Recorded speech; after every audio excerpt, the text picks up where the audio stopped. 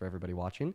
Hello and welcome in. If you're tuning in to the YouTube live stream, thank you so much for being here. We're going to go ahead and hop straight into the debates with the Trump supporters of the day. We already have our first Trump supporter on the live. Their name is Gaming. So, Mr. Gaming, take it away. Tell us why you support Trump. I I like the that he's trying to end outsourcing. You know how a lot of jobs like customer service jobs, tech jobs, they're going to countries that have pretty cheap labor, Philippines, India, Like or professional wait, service. outsourcing of service jobs? I'm so sorry. How is he ending the outsourcing of service jobs? Wait, what was your question? Yeah, how is he ending the outsourcing of like service jobs? Oh, tariffs. Tariffs, those impact goods imported into this country. Like service jobs overseas are not goods imported into America. Right, but it kind of forces say manufacturing company, they all have like a treasury team, an accounting team, a finance team. Those professional services Yeah, jobs. I just want to make it clear. Tariffs don't impact service jobs Oh overseas yeah, at no, for all. sure. Yeah, So they then how is only he trying to end the outsourcing of service jobs? so he's trying to bring like the companies to open more like headquarters here. Uh, And like for instance, like I'll give you an example.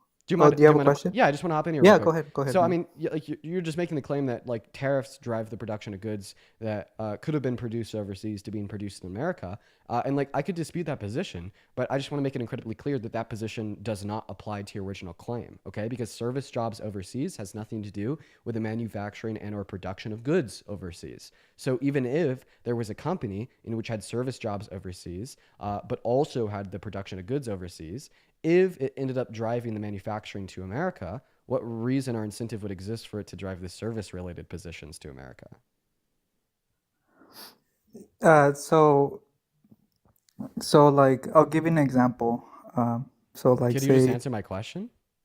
yeah, I'm Okay. gonna answer your question with an example. So Okay. like let's say a manufacturing company, uh, they bring production here in the US, right?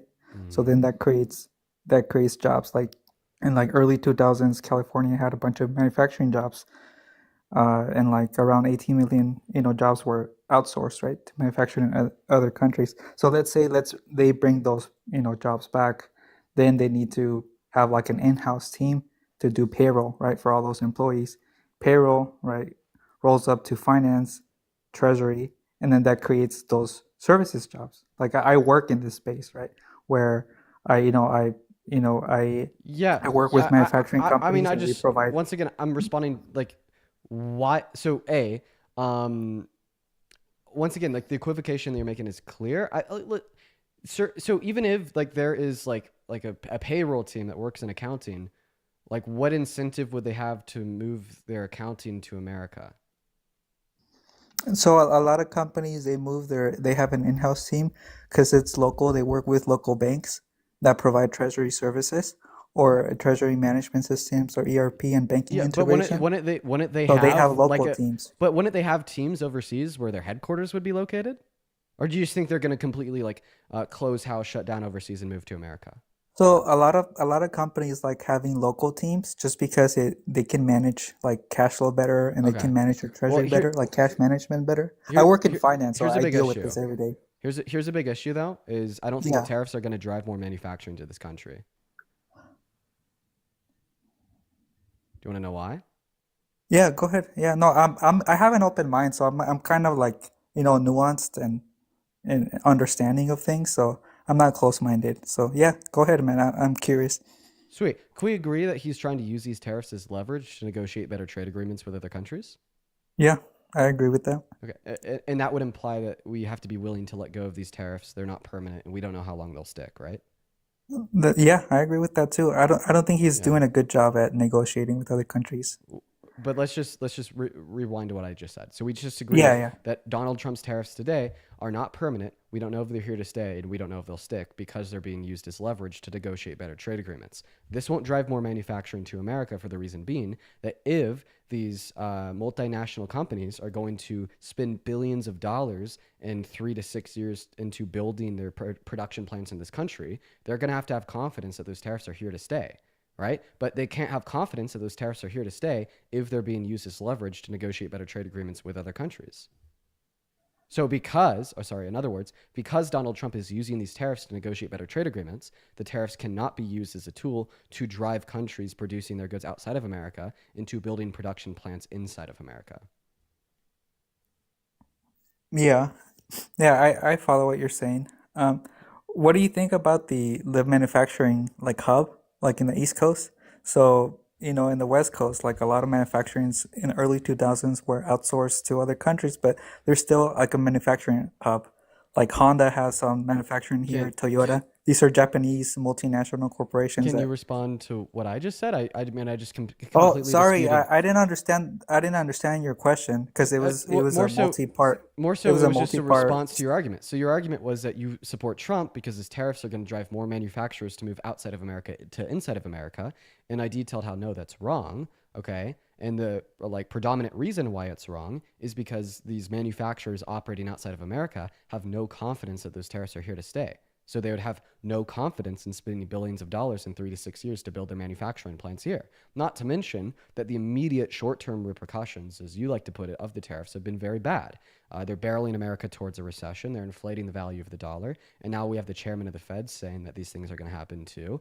Same thing with the Atlanta Fed. We have JP Morgan and Goldman Sachs, which are all predicting very bleak outcomes of these tariffs to do with what I already pointed out of a recession for this country, alongside the first argument that I gave you, because producers outside of this country have no confidence that the tariffs are here to stay. They'll have no incentive to move their manufacturing into this country. Yeah, no, yeah, I agree with that for sure. Okay. So do you have any other reasons why you support Trump? Uh, it was more because of that, like how income inequality mostly affects minorities, Black people, Latinos, Yeah, I and do know that. when a lot of the income is not distributed properly to these marginalized group, when things get outsourced, right? When professional services jobs, manufacturing jobs, a lot of things get outsourced to other countries, then there's less opportunity for those marginalized groups. Okay, well, Donald Trump is, so Donald Trump's economic policy as a whole, right, is going to reduce the purchasing power of every single American that makes under $395,000 per year. Okay, that's according to the Institute on Taxation and Economics, and it further reduces the purchasing power of Americans who make less money. So, in other words, his policy is regressive in the sense that the less money you make, the more your purchasing power goes down proportionate to your own income, which, according to your own words and my beliefs as well, will disproportionately disenfranchise marginalized communities. So, if you care about marginalized communities in America, you wouldn't have voted for the guy who has policy that will literally redistribute wealth from the poor to the rich. And you probably should have voted for Kamala Harris, who wanted to cut taxes for 100 million American workers in the low and the middle class, while giving increases to the child tax credit, which was projected to reduce childhood poverty by upwards of 40%. Yeah, I agree with that. And Dean, just to be fully transparent, I did vote for Kamala. I was just taking the other side, just entertaining that idea, just to see how Trump. I appreciate you for coming up. We are really just looking for debates with Trump supporters, y'all. Please don't do that. I want to make sure that the people I'm debating actually do support Trump. What's going on, Hello, Swervy? Dean. How old are you? I'm 18. I'm so sorry. I just don't believe you. If you're one of the 7.6 thousand people watching and you support the Trump administration, go ahead and drop a MAGA down below in that comment section. We're going to get you up here for a conversation, y'all. So everyone, go ahead and just give us a minute. What's Oh, going on, Marley? Do you oh my support God. Trump? No, I accidentally pressed the button. I'm so sorry. No worries at all, Marley. No worries at all. Let's go ahead and see who that next guest is. Let's try to get Adam loaded up into the stream. And while we're loading Adam up, I want to thank Amber for the $20 donation over on PayPal for the 7.7 thousand people watching. Let's get some W Ambers in that chat, as well as Allison for the $50 over on PayPal. Thank you so much for the love, Allison. 500 Allison W's down below, and 150 W's for Wendy with the 15 bucks over on PayPal. Thank you, Wendy, Allison, and Amber. You guys are awesome. And fellow, thank you so much for the galaxy. What's going on, Mr. Adam? Do you support Trump? 100%. Oh my God. Why is that, Adam? Well, first of all, you were talking about the tariffs. Maybe you should read a few more history books. And this country didn't have taxes at first. It was all raised on tariffs. If you remember the Boston Tea Party, Right. that's when we got we had the Revolutionary War and we got our freedom because of a 3% tax on tea. So That's what started it. We didn't have taxes until Abraham Lincoln started taxes to pay for the Civil War, and then after that, taxes disappeared again. Then when we started taxes, we had the Great Depression in the 20s. So what Trump is trying to do is lower taxes on all of us by using tariffs again, the way that tariffs were meant to be. And you have no knowledge of any of that. You just keep talking and talking points from liberals that pay you to do this. Adam, whoa, okay. So, I mean, you told me a whole Well, lot. you've already been proven to be a paid person already, all right? So don't sit here and tell us that you're not, but you've already been proven by so many other creators. Okay, who pays me? Well, the DOC, the Democrats, The DOC? not the DOC, but the Democrat Party has paid you. The and DNC? DNC. There you go. The Okay. DNC has paid you. And so did they do So Adam, Harry, do you want to Harry know? also. Do you want to know something crazy? Yeah, let's see. The What is DNC it? doesn't pay me, and because the DNC doesn't pay me, there's no evidence that the DNC pays me. So when you Well, say there is evidence, you and Harry both have already Adam, been. so under the let's ball. let's try to work on our listening skills. While I'm speaking, you're listening. While you're speaking, I'm listening. Is that fair? Let's go. That's fair. So the DNC doesn't pay me, and because the DNC doesn't pay me, there's no evidence that the DNC pays me. And because there's no evidence that the DNC pays me, when you say that there is evidence that the DNC pays me, you sound crazy. Yeah. Okay. Move on to your next one. Why would we move on? I want you to try to produce the evidence, and then when you ultimately fail, you're probably going to crash out and leave, and it's going to be great. No, I won't fail at any of this. Okay, so then do it. Well, it's already been proven by other creators how you and what's his name, Harry, whatever his last name is, both have received money from it. Okay, so then show me the proof if it's so public. Are you going to make me the screen leader? So you give me the screen. I'll facilitate you with any means that you need to show everyone watching proof that I'm paid off by the DNC. Okay. Well, let's just move on to the next part, and we'll finish that. The first part where you're talking about the tariffs, and we can move on to that. While I pull it up. I know you While I pull it up. Okay, I guess Let's keep before going. we do that, I just have a couple people to thank. Jay, thank you for the $10 over on Venmo. Thank you so much for the love, Jay. Everyone do show some love to Jay down below in that chat. As well as Mary, thank you so much for the $20 donation over on Venmo, saying 2040 Dean Withers for president. Maybe one day, I don't know, Harry, I don't know. But thank you so much for the love, Mary. Let's get 200 Mary W's down below in the chat. And Lindsay, thank you for the $5 donation over on Venmo from the DNC. Let's go. I guess we are paid by the DNC. Thank you, Lindsay. As well as Beat, that is BEAT. Thank you for the $25 donation over on PayPal. Show some love to Beat down below. And then Ann with the $25 donation as well from the DOC. Let's go, Ann. Show some love to Beat and Ann. And then Brianna, thank you so much for the $5 over on PayPal. And O with the $5 on Venmo. And Tanner for the $10 on Venmo, saying from the Friendly Department of Corrections, the DOC. Then G, thank you so much for the meteor shower, alongside Gwen with the $10 donation over on YouTube Super Chat, and Parker with a $5 donation on Venmo from the DNC. It seems like maybe you're right, man. Maybe I am being paid by the DNC. Look at all these donations from the DNC coming in here, Adam. Now let's go. So go off on my tariffs thing, since you were talking about tariffs before, and I'm looking up the information that you were talking about earlier. So let's go ahead and you reply to that portion of what I just already said. Okay. Well, I mean, all that you said is that I don't know my history and in the infancy of our country, we were reliant upon tariffs, and somehow that's supposed to dispute my claims that tariffs hurt us today. Here's what I have to say. Tariffs. How do tariffs hurt us today when we're the ones that pay out the most in tariffs? So tariffs hurt us today when we impose them on other countries because A, it starts trade wars with other countries, which inevitably hurts our own exporters. When Donald Trump bumped up the tariffs on China in his first administration, it bankrupted so many American farmers that he then had to bail them out with $25 billion sent through Congress. And B, it makes the raw materials that we use to produce goods inside of America more expensive, alongside making the literal goods imported into America more expensive. So Americans pay more for the bare necessities to live. And this has a regressive, disproportionate impact on low-income Americans, since they spend a greater proportion of their income on those bare necessities to live, not to mention the most obvious negative consequences of his blanket tariff so far, which has been crashes in the stock market and the fact that America is barreling towards a recession and there's not a single reputable body of finance that disagrees. I'd say that does negatively position our country and the people in it. Okay, well, let's reply to that. First of all, what's the percentage of our stuff that really goes to China? Our exports? Exports. How much do we export to China? I don't know. That's right. You don't know. China is the country that takes the least amount of our exports. Other countries do.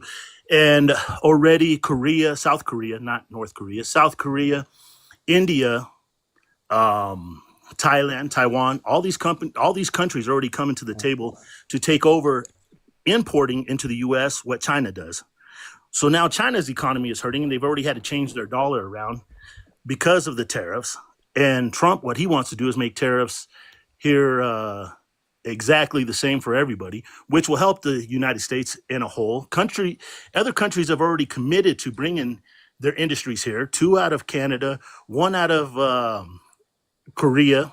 So I'm not sure where you're getting your information from. These countries already gone to 0 to no tariffs to low tariffs with us. I have a question. If there's so many countries that have agreed to go 0 to low tariffs on us, implying that we'd go 0 to low tariffs on them, why would producers outside of America commit to moving into America? That makes no sense. Tax breaks. For tax breaks, so they're going to pay lower taxes in our country? Exactly. So then why are they here already? Well, because we had liberals running this country that all they want to do is tax corporations. You just said it yourself that Kamala Harris was supposed to lower taxes. No, Kamala Harris talked about raising taxes, especially on the wealthy and especially on corporations. Now, what happens Okay, so can I respond to that? Wait. So I can't respond to that? You said when I'm talking, you'll listen. When you're talking, I'll listen. I mean, So let to be me fair, finish. I did ask if I could interject. Okay, you can interject when I get this last part out of it, okay? So corporations don't pay taxes, okay? Anybody, Walmart, any of them, they don't pay taxes. You know who pays the taxes? We do. So as soon as we put a 28% tax on a corporation, they put that on their product that they make, and the consumer pays that.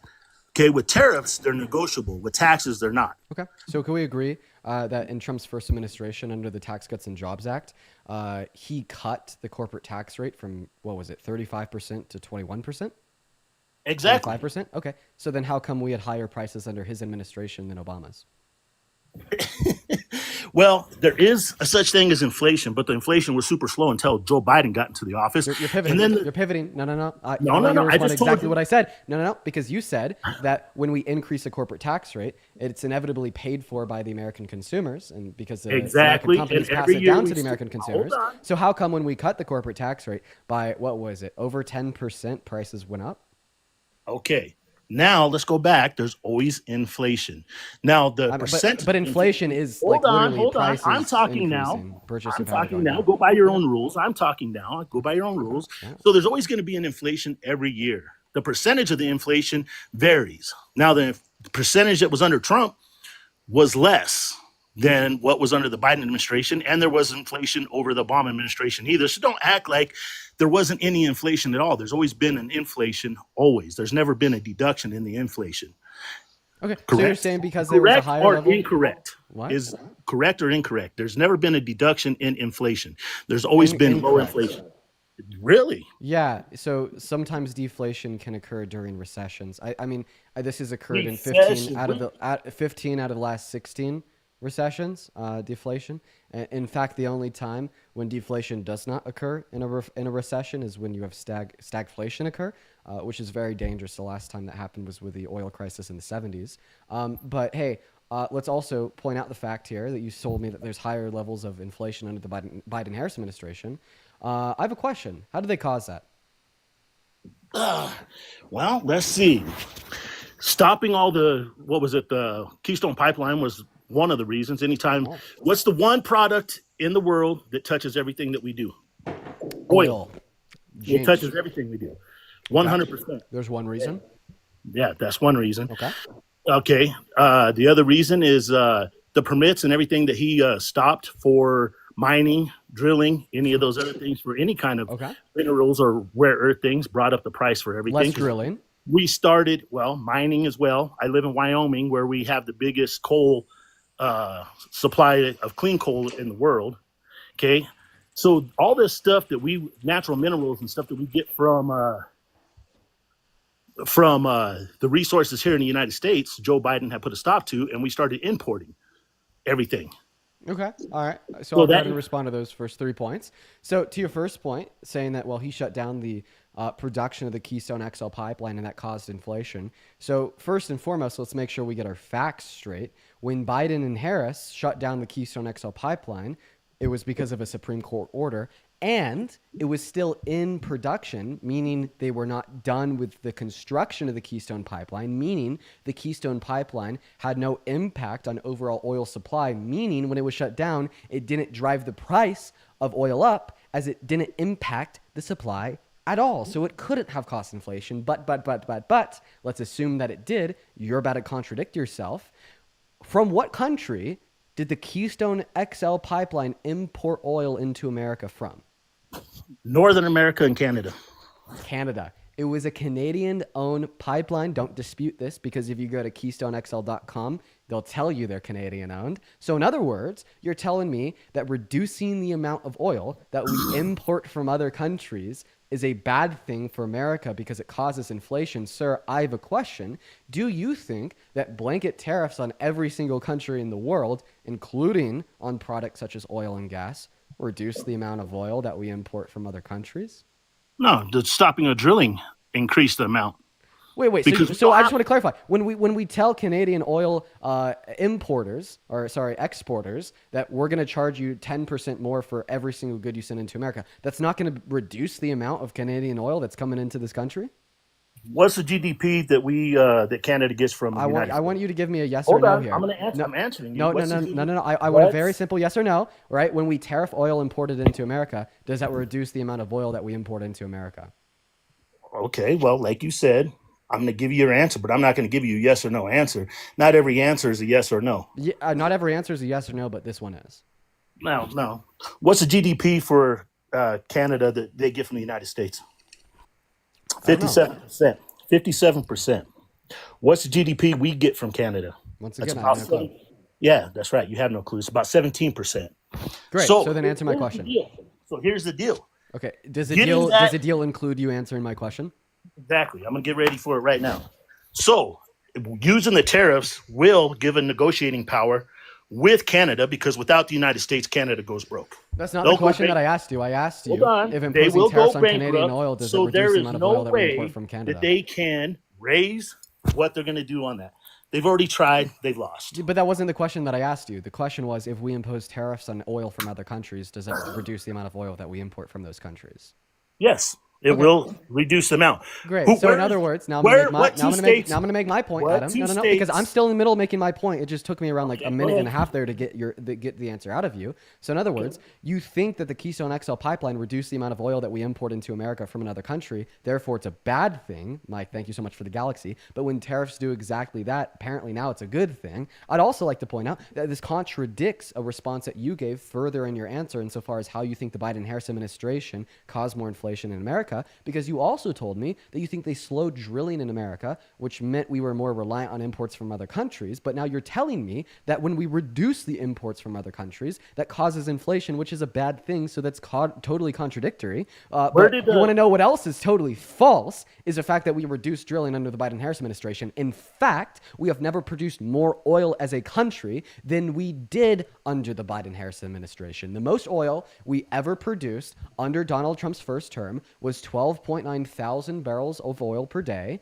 and that was in December of 2019. And my source is the what's it called? Somebody in the chat will help me out here. And that was in December of 2019, and we produced over that amount for a year straight in the Biden-Harris administration, and that's coming from the EIA. And then what year something was else that? you said there that was What year was that? What year was that? Yes. For which claim? When they produce the most oil. Yeah, sure. That was in 2023 with a buildup consistently month by month since their inauguration. Okay, keep going.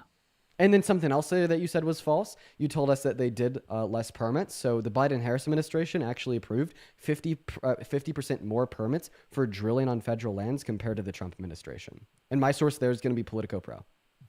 Political Pro. Okay. So let's go back to what you were just saying about the drilling and everything, and where did the oil come from? Not all the oil in the Keystone Pipeline was from Canada, which is false, because some of it was from North America, which I told you, which was Where the North America? the Bakken, our northern part of the United States, but it was from the Bakken. If you don't know what the Bakken is, it was from North Dakota.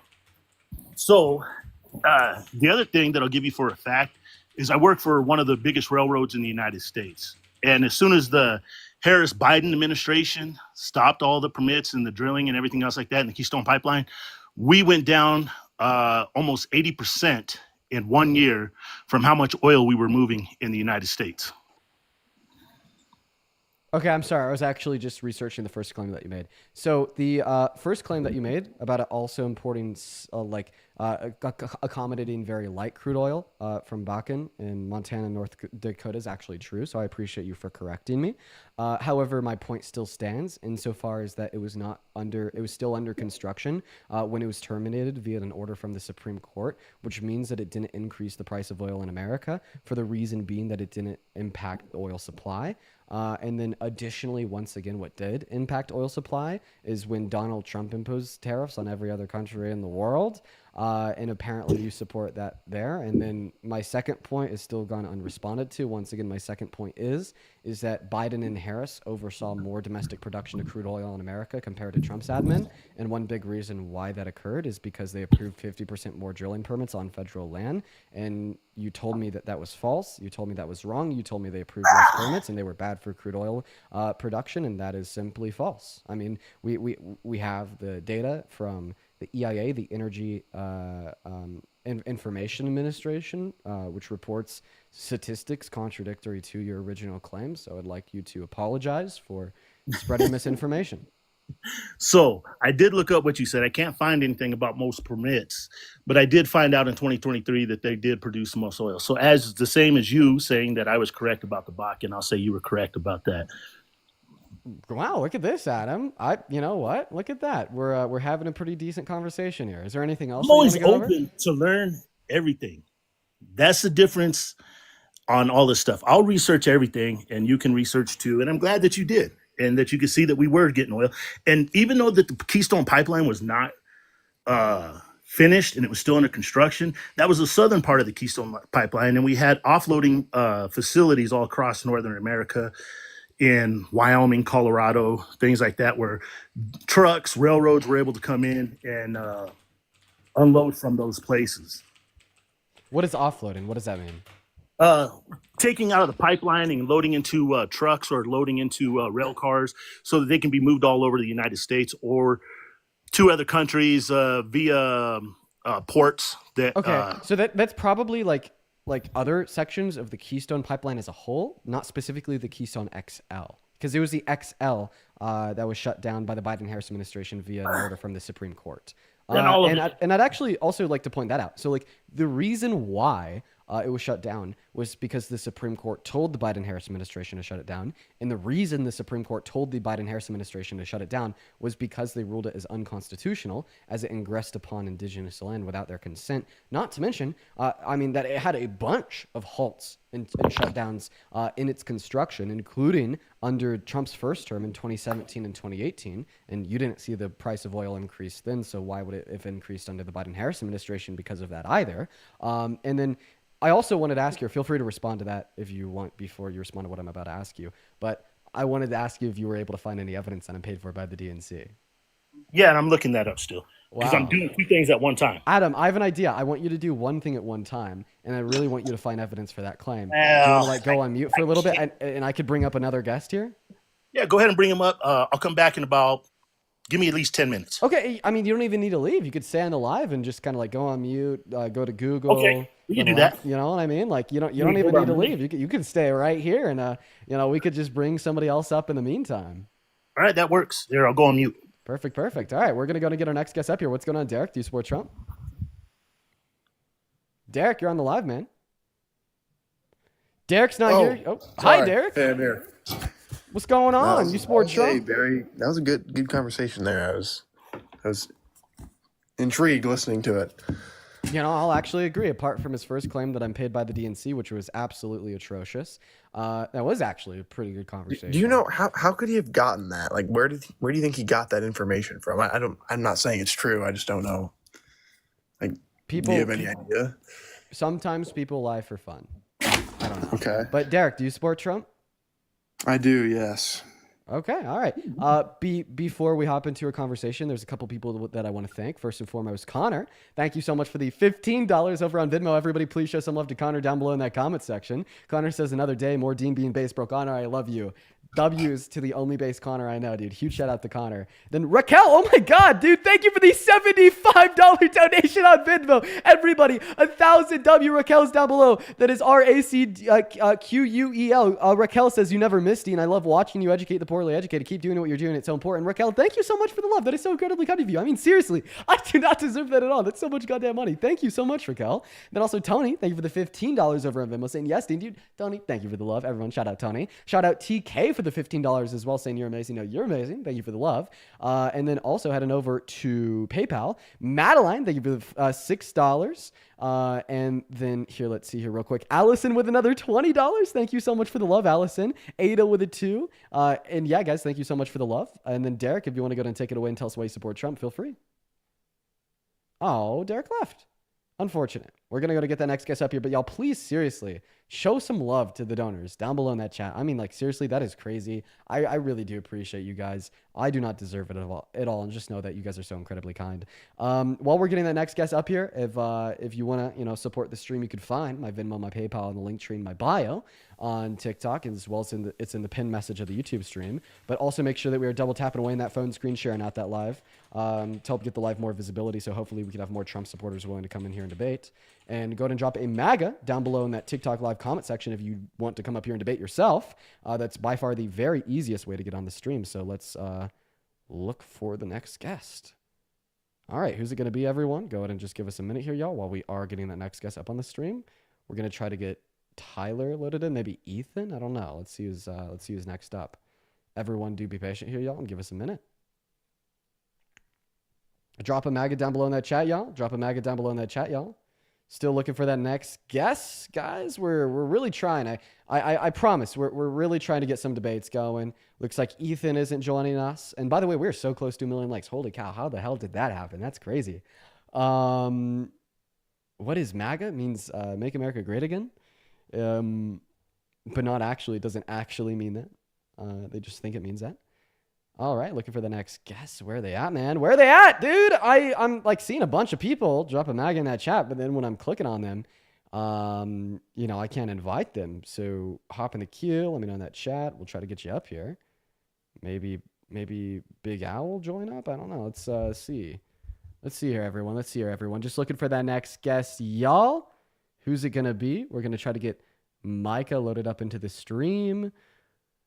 Sorry for my bad posture, y'all, over on YouTube. It's just necessary to lean forward to see the phone a little bit better. Oh, shit. We got Micah up here. What's going on, Micah? Oh, I'm so sorry. I did not mean to request. I'm sorry. No worries at all. What's up, Jet? You support Trump? No, I don't. Okay, bye, Jet. Everyone, let me know in that comment section if you're MAGA. Hop in that queue if you're MAGA. Just looking for some debates, y'all. I wish it was easy to find people to have conversations with me, but it proves difficult. What's up, Sarah? You support Trump? Yes, How old are you? I'm 15. Bye, Sarah. Just looking for adults. Guys, seriously, if you're one of the 7.8 thousand people watching, y'all, double tap on that phone screen, spam that comment section, and let me know down below if you're MAGA. Okay, we got the next guest. Adam loading up here. Let's see if we could get Adam connected. Oh, wait, sorry. I don't know why I called him Adam. Oh, it's because this other guest is named Adam. Nick, hey, what's going on? Do you support Trump? What's up, man? Yeah, I do. Are you driving right now, Nick? Possibly. I gotta kick you if you're driving, but I mean, do you feel like pulling over? I'm actually about to be home. Like, I'm turning into my neighborhood right now. Hey, man, unmute your mic when you're home, but just completely stay off your phone. Just set it down, stay off your phone, unmute your mic when you're home. All right, we're gonna try to get that next guest. We got Chris loading in here. Everyone, just do be patient. Do give us a minute. What's going on, Chris? Do you support Trump? Yes. All right, phenomenal. Real quick, there's two people that I got to thank before we hop into the debate. Sid, thank you so much for the $50 over on Venmo. Sid says, I lose a minute of my life every time you say you don't deserve all of this. Just know that, bro. Sid, I mean, I don't, but I don't want you to lose another minute off your life. Just know that I really appreciate you. Everybody, please show some love to Sid down below. Let's get at least 500 W's for Sid. As well as Gracie with the $100, bro. What the fuck? Oh my God. Oh my God. Dude, everyone, spam W Graces down below in that comment section. Grace with $100 says, thanks Joe and Kamala Harris for drilling the most amount of oil. Drill, baby, drill. Yeah, let's go, dude. Fuck yeah, Grace, dude. Show some love to Grace right now. So Adam left. So did that other guy. People are just cycling in and out. Just left with you, Chris. Why do you support Trump? Well, a litany of reasons. I think the first has to do with the economy. I support his economic policies. I support his border policies, his DEI policies. And generally, I just think Republicans are better leaders than Democrats. Okay. Where do you want to start? I don't know. You pick. I give you three slots there. I mean, I feel like the most obvious is probably to have a discussion about his economic policy, but we've been doing that all day. I don't think his economic policy is good. It's sending America into a pretty bad direction, and I'm unconvinced that you'd be able to give me a legitimate economic argument that it'll be good in the long term. I think that's more so a cope that rejects what all the institutions of finance are telling us. Maybe about his immigration policy. I think that Kamala Harris was significantly better for immigration than Donald Trump because I don't think Donald Trump has any proactive long-term solutions to reduce undocumented migration into America. I think he's always just tried to put a band-aid on a bullet wound and has always been unwilling to address the root cause of undocumented entry into this country because he wants it to continue so it could serve as a political talking point for the right. Well, immigration, according to the White House, is down 99.2% as of 3 days ago. Holy So shit, I think that's good for 99.2 undocumented entry? Damn, I mean, I don't know how reliable that source is, but assuming it's right, I still don't think he's done anything to reduce undocumented entry into this country in the long term. That is a long-term policy. You got to start with the short before you go long. So what's a long-term policy that he's 99.2%. passed to reduce undocumented entry into this country? He hasn't passed any policies. He's working on enforcement right now with putting people at the border and deporting, Those are you know, the folks who are manifesto. undocumented. Yeah. I mean, I'd expect a massive drop in undocumented entry into the country right now because he's like illegally terminating asylum laws. He's ignoring orders from the Supreme Court to facilitate the return of migrants that he deported without due process. He's absolutely dehumanizing these humans. But I mean, I think that the root cause of undocumented entry into this country is slow, neglected, and depraved legal means of entry. And the only thing he's ever done surrounding the legal means of entry into this country is advocacy to keep them slow, to keep them expensive, to keep them in a state of being neglected by the American Congress. But here's what I will say. I heavily disagree with mass deportation. I think it places America last. I think it hurts the American economy. I think it hurts average qualities of life. And I think it hurts our government because it costs close to $100 billion per year just in opportunity cost. I mean, that is the dollar amount that undocumented migrants pay in taxes to our federal government every single year. Yeah, well, opportunity cost in the way that you're framing it would mean that there's actually more opportunity that we're missing out on, but there's no opportunity we're missing out on because according to the House Budget Committee in 2024, they did a study and they found $150 billion in output for illegal immigrants. So the downward pressure from the 98 billion is overtaken by the upward pressure of the 51 billion to be exact. Great counter argument. Did you know that's purely propaganda, though? How is that propaganda? Yeah, for sure. Because the House Republicans' budget report, insofar as how much undocumented migrants in this country have cost our government, includes a litany of expenses for education for their natural U.S.-born citizens. See, that's the deal. Can you quantify and be very specific with the federal benefits that undocumented migrants specifically receive? Yeah, there's 26 states that provide cash assistance, welfare programs, health insurance. That's 26 states, Dean. And they apply tremendous pressure on our criminal justice system. Okay, so quantify and clarify what those programs are. I mean, I think I could state Medi-Cal in the state of California, which provides access to healthcare to undocumented migrants that fall below a certain income eligibility threshold. Can you name the other programs? I mean, I think that there's some type of food stamps specifically in the state of Colorado that are designed for underprivileged undocumented migrants. Can you name any others? Yeah, well, I think the fundamental problem is that you don't understand all the programs that are out there. I think the fundamental problem we're facing right now is you can't answer my question. Yes, I can. I'm answering your question. Cash assistance is given in California. Okay. And So what's the name of the program? It's called Cash Assistance for Undocumented Migrants. 26 states practice some of these things, like giving health care, giving cash assistance. This is 26 states across the U.S. are getting downward pressure negatively by giving all these free resources to undocumented Okay, immigrants. so yeah, it looks like there is a program called Cash Assistance Programs for Immigrants in the state of California called CAPI. This program provides monthly cash benefits to aged, blind, and disabled non-citizens who are not eligible for supplemental security incomes or state supplementary payment solely due to their immigration status. And yeah, I think I support that. But overwhelmingly, how much would these programs, such as the cash assistance program for immigrants, cost on a year-by-year basis? The House Budget Committee said $151 billion, Dan. That's not true. I want you to It's a qualify combination of all the specifically states these and programs. federal. No, because once again, the reason why we should not trust the the reported numbers from the House Republicans is because that includes the expenses for access to SNAP and education for the naturalized U.S. citizens of undocumented migrants. $46 billion alone in the U.S. is from the criminal justice system, Dean. So It like- costs a lot of house money. undocumented migrants in prisons? No, not to house them, but when they come in here and they commit crimes, like the Department of Homeland Security in 2024 documented that there was 1,264 violent crimes. When they commit violent crimes and light people on fire and they go through the criminal great. justice system, Great. guess what? We pay taxes on that, Right. Dean. And guess We what? You pay their more for the defense. taxes to respond to the violent crimes committed by natural U.S. born citizens because according to PNAS, undocumented migrants are 2 times less likely to commit violent crimes compared to natural U.S. born citizens. It's funny that the money our government spends insofar as responding to individuals who commit crimes in this country is only relevant as it applies to a demographic in which is 2 times less likely than you to commit one. That doesn't negate the fact that we spend $46 billion in our criminal justice system alone, Dean. It also They doesn't still negate the commit fact that if crime. you want to deport undocumented migrants from this country, that's going to cost $175 billion in the first year alone. That's not opportunity cost. And once again, that's coming from your own source, House Republicans.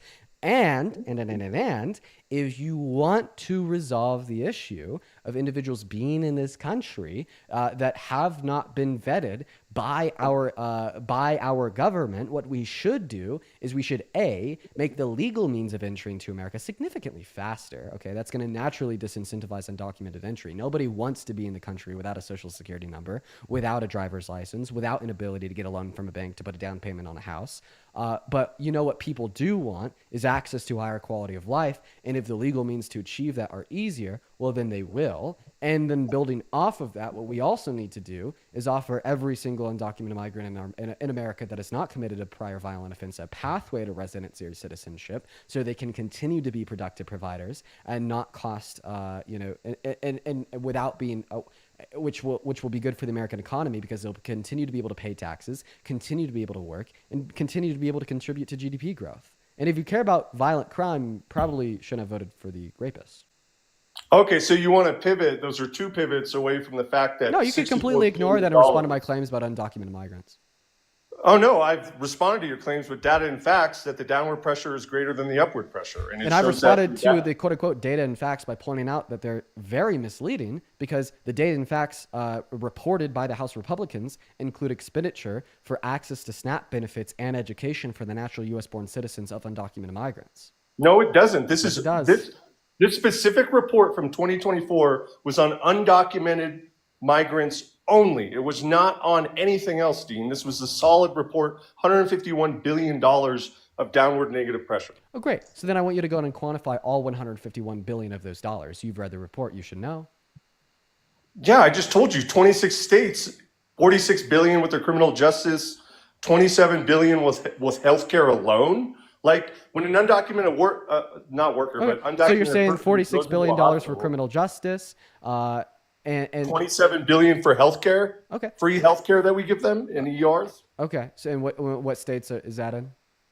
Every single state, Dean, you can go into an ER regardless of your citizenship status and get care, and then the taxpayers pay for it. You're actually very right. Yeah, anybody has access to emergency resources of healthcare in this country. But I'm not so sure that the number you're providing to me is correct, because last year Medicare expensed closer to $17 billion for access to emergency resources for all uninsured people in America. And it's fucking funny that you think every single one of those was an undocumented migrant plus some. I feel like you're making that number up. No, Dean, it's two different numbers. Medicare and undocumented workers in this study was completely different. It's 27 That's who expenses out. billion alone. That's who expenses out federal expenditure for access to emergency resources by uninsured individuals. And by the way, maybe, just maybe, if you want to reduce the amount of undocumented migrants that are uninsured and getting free benefits from hospitals and emergency rooms, you give them a pathway to residency or citizenship, so then they could get access to insurance in every single one of our states, sir. Or maybe they could come through the legal means and legal ports of entry and do it the legal way and become citizens, Dean. Very nice, Chris. See how we've been able to regress your argument to a point of not having a tangible, cohesive position that they actually serve as a detriment to this country, but it's just merely the fact that they entered in illegally and that's why they should be deported? Yeah, they committed a crime and they light people on fire and they have more downward pressure on our economy. Wait. Where's that second? So you're saying they light people on fire. Hey, Chris, you're a Nazi. You want to know why? Because I know at least one other white man that is. What are you talking about? Like, that's a Yeah, straw you're man. saying that you're saying that you saw a story on the news where one undocumented migrant lit somebody on fire. Therefore, they all, as a demographic, can be generalized as people who light others on fire. Well, guess what, Chris? You're a Nazi, because I've read a story on the news about one other white man being a Nazi. So therefore, you are too, and I get to apply that generalization onto you as well. How do you know his pronouns weren't they, Dean? That's a pronoun. Chris, what? How do you know his or they pronouns were not they, and that's what I was referencing? So I have no fucking clue what this guy's saying. Pronouns. I'm just gonna be honest. Like, instead of like just responding to the meat on the bone of me pointing out the fact that you're generalizing all undocumented migrants predicated on the actions of one to further dehumanize them, to further scare Americans into having and holding disdain for them, to justify your false, baseless beliefs predicated only on your own biases, and asking me about pronouns. I thought that people on the right didn't like to talk about those, but here we are. I think you should rather respond to my point specifically, Mr. Woke, by merely addressing the fact that if it's okay to generalize all undocumented migrants, therefore it's also okay to generalize all white men. Therefore, you're a Nazi. Well, you're tripping over your words as you call me a Nazi. Okay, I do concede to that point that only one person lit someone on fire. I shouldn't have used the word they. It was in the heat of a discussion. I'm sorry, Dean. Great. Anything else? Yeah, I think Democrats are soft soy boys. Oh, geez, Chris. I feel so offended. I didn't want to offend you. I was just stating a fact in my world. Yeah, that's it. Democrats are soft soy boys, but when I go on a live stream and tell people that it's probably not a good idea to support a president that wants to consolidate power to the federal branch, who has advocated for overthrowing the Constitution, explicitly calling for it, and who has personally tried to coup the outcome of a presidential election, I'm a monster. I didn't say monster. Who's monster more implies dangerous. I don't think you're dangerous at all, Dean. You're a soy boy. I don't know, man. I actually do think that people on the right are a little bit more soft. I mean, like, you guys like freak out and lose your shit when somebody asks you to respect their pronouns. No, I never said that. I was respecting pronouns during this conversation, Dean. You're generalizing me. So yeah, I'm generalizing the right because you generalize the left. I dish out what I receive. Zinger. So Well, why do you think I'm a soft soy boy, Chris? Well, because I don't know. It's hard to explain, but you're very feminine. You know. When you say that I'm feminine, are you? What does that? What does that mean? It means like when I was in the army, for an example. Do I just have like you just like look at me men and you're were like, men. Men are men in the army, and you're like very. I don't know. It's just very. I feminine. just like feminine, like what specifically?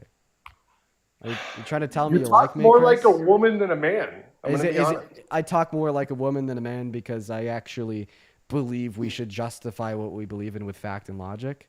All right, I'm more emotionally mature than you, and typically women have higher EQ and IQ scores on average. I mean, thanks for the compliment, man. There's nothing wrong with women. I love women. I mean, but I'm just saying it's like Yeah, it's well, a strange. they don't love you. Oh, So okay, well, hey, what does it mean to talk like a woman? it just means like I don't know. It's hard to pinpoint. It's like You can't pinpoint it because it's completely incohesive, intangible fucking bullshit. You're just kind of spewing words out of your ass, dude. And that's why it's hard for you to like explicitly and like verbally describe like what you mean when you say these things because you have no fucking clue. You're just talking to talk. You're mad because you got roasted in a debate, and here we are, you telling me I'm feminine. Hey man, I take it as a compliment. I actually didn't get roasted. You sidestepped out of the facts and data that I was proving that there's more negative downward pressure from illegal immigrants than positive upward pressure. Yeah, I've responded to that 3 times now, Mr. Chris. But, No, you asked me for data and facts, and I gave you data and facts, Dean, and well, then you I've pivoted critiqued out the of it. data and the facts that you've given me. I promise I've read the House Republicans' budget report of the expenditure of $154 billion per year on undocumented migrants in this country. At first glance, it may be quite compelling to those that don't believe in reading the research papers that they cite when making a claim.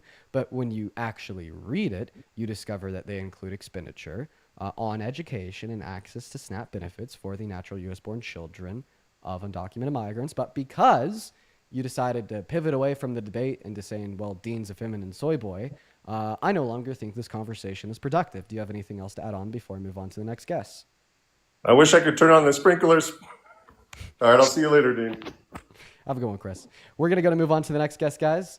If you're in that queue, make sure that you support Trump, y'all.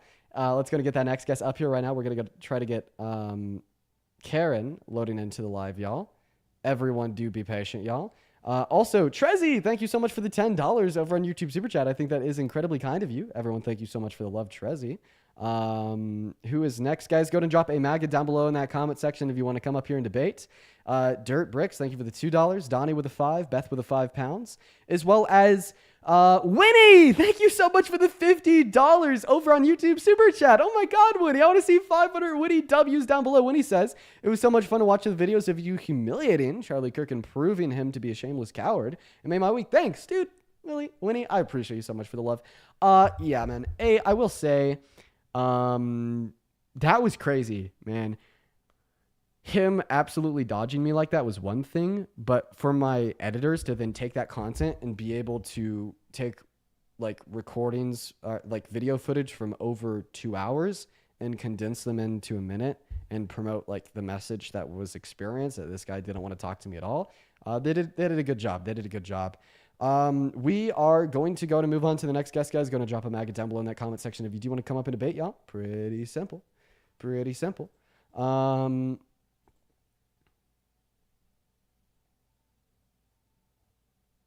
All right, guys, where's that next guest at, y'all? We got Mary loading up into the queue.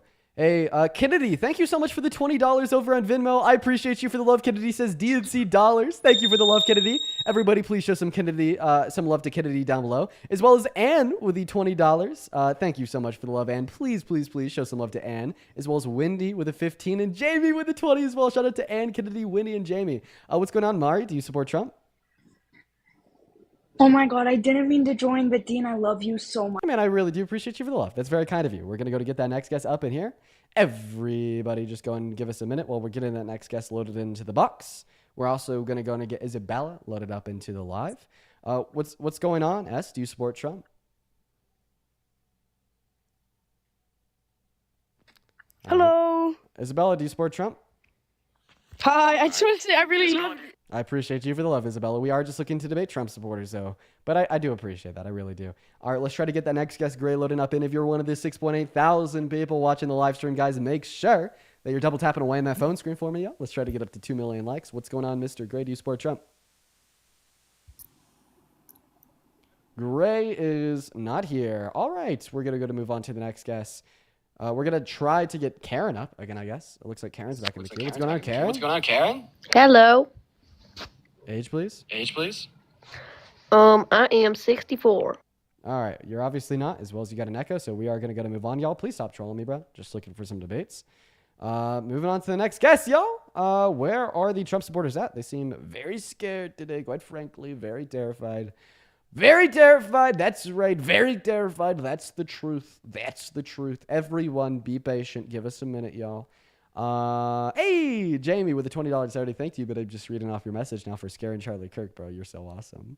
Also, Allison with another $20 saying almost 8,000 in the live and haven't been kicked yet. I know, bro. I mean, we did get a flag. Viewership is seemingly has some downward pressure, so I wouldn't doubt it if we get kicked off soon. Hey, it is worth really pointing this out, y'all. If we do inevitably get kicked off live, the first place I want y'all to go is to my YouTube stream, which you can find through the link in the bio. What's up, Yas? Do you support Trump? Yes, I do. Okay. I am 18. I was born in December 2006. I don't know if that's what you're talking about, but so I wasn't able to vote for him, obviously. Oh, but yeah, it's good. So why do you support the current administration? Let's have a chat. Well, I just see Trump as a more dominant candidate. I think he really fucks her ass. Mainly, sometimes in the pussy. Get out of here, dude. Moving on to the next guest. TikTok, please don't take me down for that. We kicked them off real quick. That's what y'all want me to do, and that's what we did do. So don't punish me for some absolute loser coming on the live. What's going on, mister? Do you support Trump? I do not, but I can try to get you some. Based. Samantha, thank you for the $10 on PayPal, saying really appreciate your work. You are not going to read the rest of that. Thank you for the love, Samantha. Very kind of you. We got the next guest loading up into live. Here we go, y'all. Wow. Hey, if you're a Trump supporter and you're just looking for a good faith conversation with somebody that disagrees with you politically, let me know in the comment section. We'll get you up here. Apparently, there's not many of them today. What's going on, Mr. Period? Do you support Trump? And they're not here, bro. What is going on? Where are all of the Trump supporters at? Where are they at, man? Because they're not here, right? So where are they? Where are they? I don't know. What's going on, Jack? Do you support Trump? Hey, Dean. Do you How's it support? going? Yeah. What's going on? Do you support Trump? Oh, sorry. Do you support Trump, Jack? Okay, Jack just left. They're running. They love the comment section. They love the comment section because in the comment section, they can say whatever they want. They could say whatever they want. Nobody will check them, but they can't do that on the live. So that's why they stick to the comment section. Hey, Nat, thank you so much for the $20 donation over on YouTube. Saying, love you, Dean. Please don't ever stop. Nat, I really appreciate you so much for the love. That is incredibly kind of you. Huge shout out to Nat.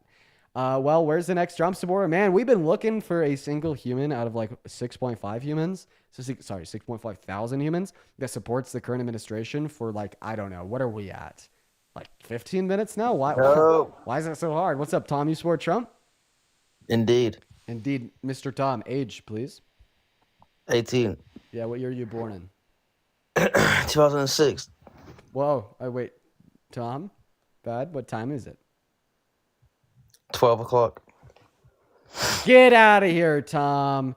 Moving on to the next guest. All right, who's next? Guys, stay out of the queue. Stay out of the queue. Quite frankly, please stay out of the queue unless you're here to debate. Hello, Destiny. Do you support Trump? And Destiny's not here, so we're going to go to move on. Here we go, everyone. Who's next, bro? Because apparently it's not going to be a Trump supporter. Oh, my God. Unreal. I mean, dude, imagine standing in front of a group of 6.4 thousand people. And there's not a single soul that will come up and talk to you. I feel very lonely. Hello, Cash. Do you support Trump? See, look at that. Look at that. And then when people do load in, they kind of just... get stage fright and don't say anything. Wow. Hello, I have a question for you. Do you support I have Trump? a question for you. Do you support Trump? I do and I don't. Well, how old are you? Huh? How old are you? 17. You got to be 18 to be on live. It looks like the kids, they're pretty willing to come up here. Not the adults. Hello, Eric. Do you support Trump? Yes, I do. Eric, why is that? I support Trump. Wait, I can't have my camera on? Like preferably not. Why? You were just complaining about people having stage fright. I'm having like the opposite, and you're like neglecting it. You can turn it on. It's fine. You can turn it on. All right. All right. So I support Trump because I feel like he is a less controlled population. So like every other capitalist is only focused on running their own pockets. Meanwhile, Trump is actually focused on lining the pockets of the American people. Eric, that's just simply false. How? The Institute on Taxation and Economics reports that every American that's in the bottom 97% will have less purchasing power because of his economic policy. He is only furthering income inequalities in this country. Right, but purchasing power isn't the only thing that dictates how well an economy is doing, and also. But it is the only thing that dictates how much money you have in your pockets. Right, but the amount of money doesn't really matter if like the cost of things go down. So like that also doesn't have to do with purchasing power. Purchasing power is what you can buy with the amount of money that's in your pocket, not really the amount of money. And that's the only thing that's relevant. Yeah. So with the amount of what you can get, with what you can buy, yeah, it will go up and down and it'll fluctuate. Right now, it's going to go down because we're in a point where the economy needs to rebuild. So we're in a rebuilding stage. There's going to be a recession. And then once we get down into the recession, there's going to be a trough. And then we go up into a peak. That's how it cycles. Okay, I want you to prove to me that that's not mere speculation equivalent to being an anti-vaxxer by giving me a cohesive economic argument to demonstrate that the long-term outcome of Donald Trump's policy now will be a total net positive. Well, I can give you this. Based on everything that he has been doing so far with all of the things that he has been passing, like where he's adding all these tariffs and everything like that, where there's going to be new jobs coming into America. These new jobs will allow for more income for the American citizens. Once again, this is all presuppositional. Right, but you're cutting me off. Let me finish. So having more jobs coming into the economy, it is presuppositional. You're not going to, let me not sidetrack. Let me finish my point. So, my fault. So all these new jobs fluctuating into the economy will allow for more people to have money in their pockets, like you said, but the money is going to be less valuable because our currency is going down Can I curse? Fuck.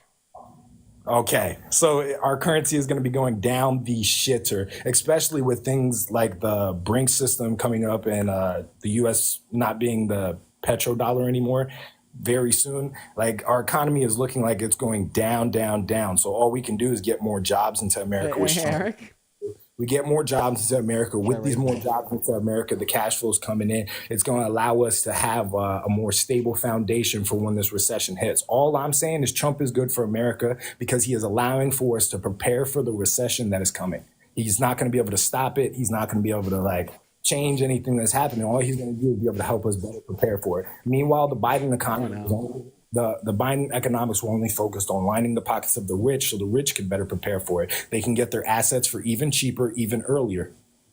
Okay, the recession that is coming is only happening because of Donald Trump's policy. Fun fact, okay, the Atlanta Fed, which is a bank of the Federal Reserve, they were the first ones reporting a recession this year, negative GDP growth. I want you to guess what their prospect on GDP growth in 2025 was on the day of Trump's inauguration. Take a guess. That's a rhetorical question. So no, it is a very literal question. Their prospect on projected GDP growth in the first financial quarter of 2025, this right now, during the inauguration, was at 4%. Positive GDP growth, okay? But it's only when Trump came in, Trump instituted his blanket tariffs. Trump decreased consumer confidence. Trump pulled foreign investors out of American markets. Trump is sending America towards a recession. If Trump was not president today, if the 49.9% of Americans didn't vote for him and voted for Kamala Harris, America would be prospering. America would not be heading towards a recession. So don't act like it is anybody's fault outside of Trump's. And I'll also have you know this. You said that Donald Trump is building more jobs in America today to prep for the recession. One of the massive indicators, right, of a recession right now is huge layoffs. Donald Trump is not causing an increase in jobs in America today. Okay. So I would say this. Oh, then also one last thing. You told us that the Biden and Harris administration, their tax code essentially better off the most wealthy Americans at the expense of the average American. Yeah. Guess what? The tax code that was implemented during their administration was signed into law in 2017 by who? Trump. In fact, it is literally called Trump's tax cuts, the Tax Cuts and Jobs Act. I mean, I was more so talking about I'm not really big on the actual, like. You were talking about taxes, but you weren't talking themselves. about taxes. Got it. Yeah. No. I wasn't talking about the tax code. See, I was talking about taxes, not the tax code specifically. What do you think taxes are regulated by? Hold on. Tax code. Hold on. One of my friends has a huge crush on you. Is cheesed on you. She wants to say hi. I don't have a crush on you, but you're amazing. Amazing.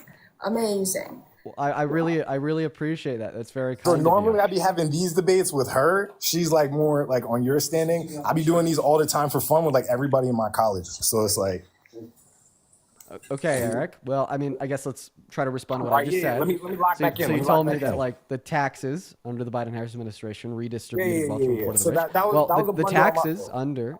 Yeah, that was a blunder on my fault. Okay, so what did you mean to say? I was more so talking about the Bidenomics, what they be talking about. Biden, the policy they passed? Yeah, the policies and everything that they were doing. Just what they were doing. I don't know the let's exact play a game to details test this on what theory. they were doing, but the after effect of what they did, I could see, and I can see that it wasn't really good. And also, I want to say the NASDAQ, we can look at the NASDAQ before, during the whole Biden administration. Then you can watch it during Trump's administration. You can watch it go up during his administration. What? No.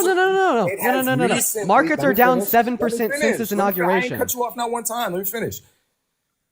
It has recently taken a big dip after all these tariff nonsense and everything that's going on, which is to be expected after a big economic decision like that. But it's going to go back up. But as soon as he took office, it shot up and then it shot back down after all these policies and things happen. We're just waiting. If it doesn't go back up, then I would agree with you that he had a plan that completely failed. But you got to give him the time. You know what I'm saying? It's still too early on to see if he's actually, because when he did initially take office, it shot up immediately. So he was doing stuff right. And then it's to be expected after something like this that it would tank. That's just literally not fucking true.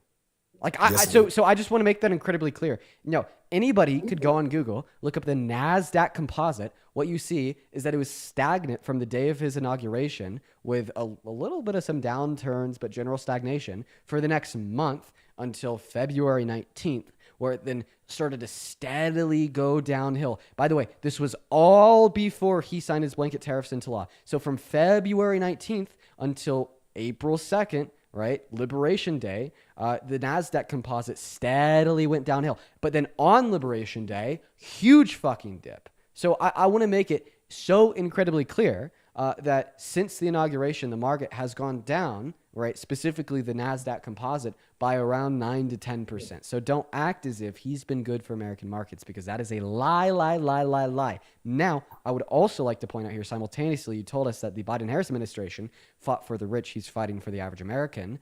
That's just not fucking true. In fact, Kamala Harris wanted to cut taxes for 100 million American workers in the low and the middle class, which included increases in the child tax credit, which would have reduced childhood poverty by over 40%, right? And she was going to pay for it by increasing taxes on the rich. She had offered a 7% increase in the overall corporate tax rate. So I'm going to need you to walk that claim back. Now, if we want to talk about Trump's tax cuts, they were significantly more expensive than what Kamala Harris proposed, as well as 80% of the cuts in the bill went straight to the top 1%. And when we compile that with his tariffs, which serve as a regressive tax, right, which reduce your purchasing power the less money you make, right, we see that in accordance with his tax policy, overall economic policy, anybody making under $395,000 per year will be worse off insofar as possessing less purchasing power. It was obviously the case that in the 2024 election, Kamala Harris was better for the average American compared to Donald Trump. I mean, but that's speculation. You keep talking about speculation, It's not but speculative. it really is. She hasn't been able to take office. So how could you say that she would have been better for the American people if you don't know that for a fact? How do you know that she wouldn't have had a completely different economic policy? For sure, because her economic policy just literally included cutting taxes for the average American. Meanwhile, Donald Trump's economic policy effectively increases taxes for the average American. Right, but what about the stuff that he's doing with Doge, which is lowering the taxes, and he's also taking away? This is speculatory, but he's working to try to take away the income tax, which is the whole point of the tariffs. So first and foremost, how does Doge cut taxes? Well, it's because he's finding all of the discrepancies that the U.S. is spending in, which will allow for a lower budget, which would mean they would need less money, which would mean that they could cut. So Trump's whole idea is use Doge to cut like $85 billion out of cancer research so he could justify spending $8 trillion on tax cuts for the ultra wealthy, and that appeases you. But when Kamala Harris ran on policy that was overall less expensive for the American people and would have been better for national expenditure and debt in the next 10 years, apparently she's the bad guy. It makes no sense. Even when we factor Doge into account, Donald Trump wants to spend so much goddamn money on cutting taxes for the ultra wealthy that our country loses money. Not to mention that because we're heading towards a recession, well, what happens in a recession? GDP growth goes where? Down. What happens when GDP growth goes down? Government revenues go down. So not only does Donald Trump want to spend more than Kamala Harris, but he's also decreasing government revenue. So let's stick to the Doge for a second, because you like the blunderbuss, and I like that. I love it.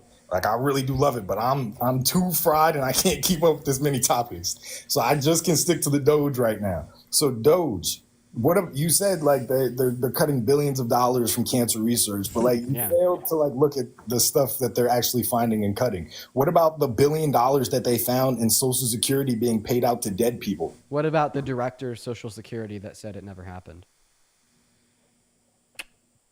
The director of Social Security, the director of the office that is losing $1 billion is saying, oh, no, that didn't really happen. We didn't actually lose $1 billion. And you're trusting that? Well, I trust it specifically significantly more than Doge, who has falsely reported like over 15 contracts worth millions and or billions of dollars, claiming that they've cut this expenditure when it never existed in the first place. I'd highly implore you to investigate that.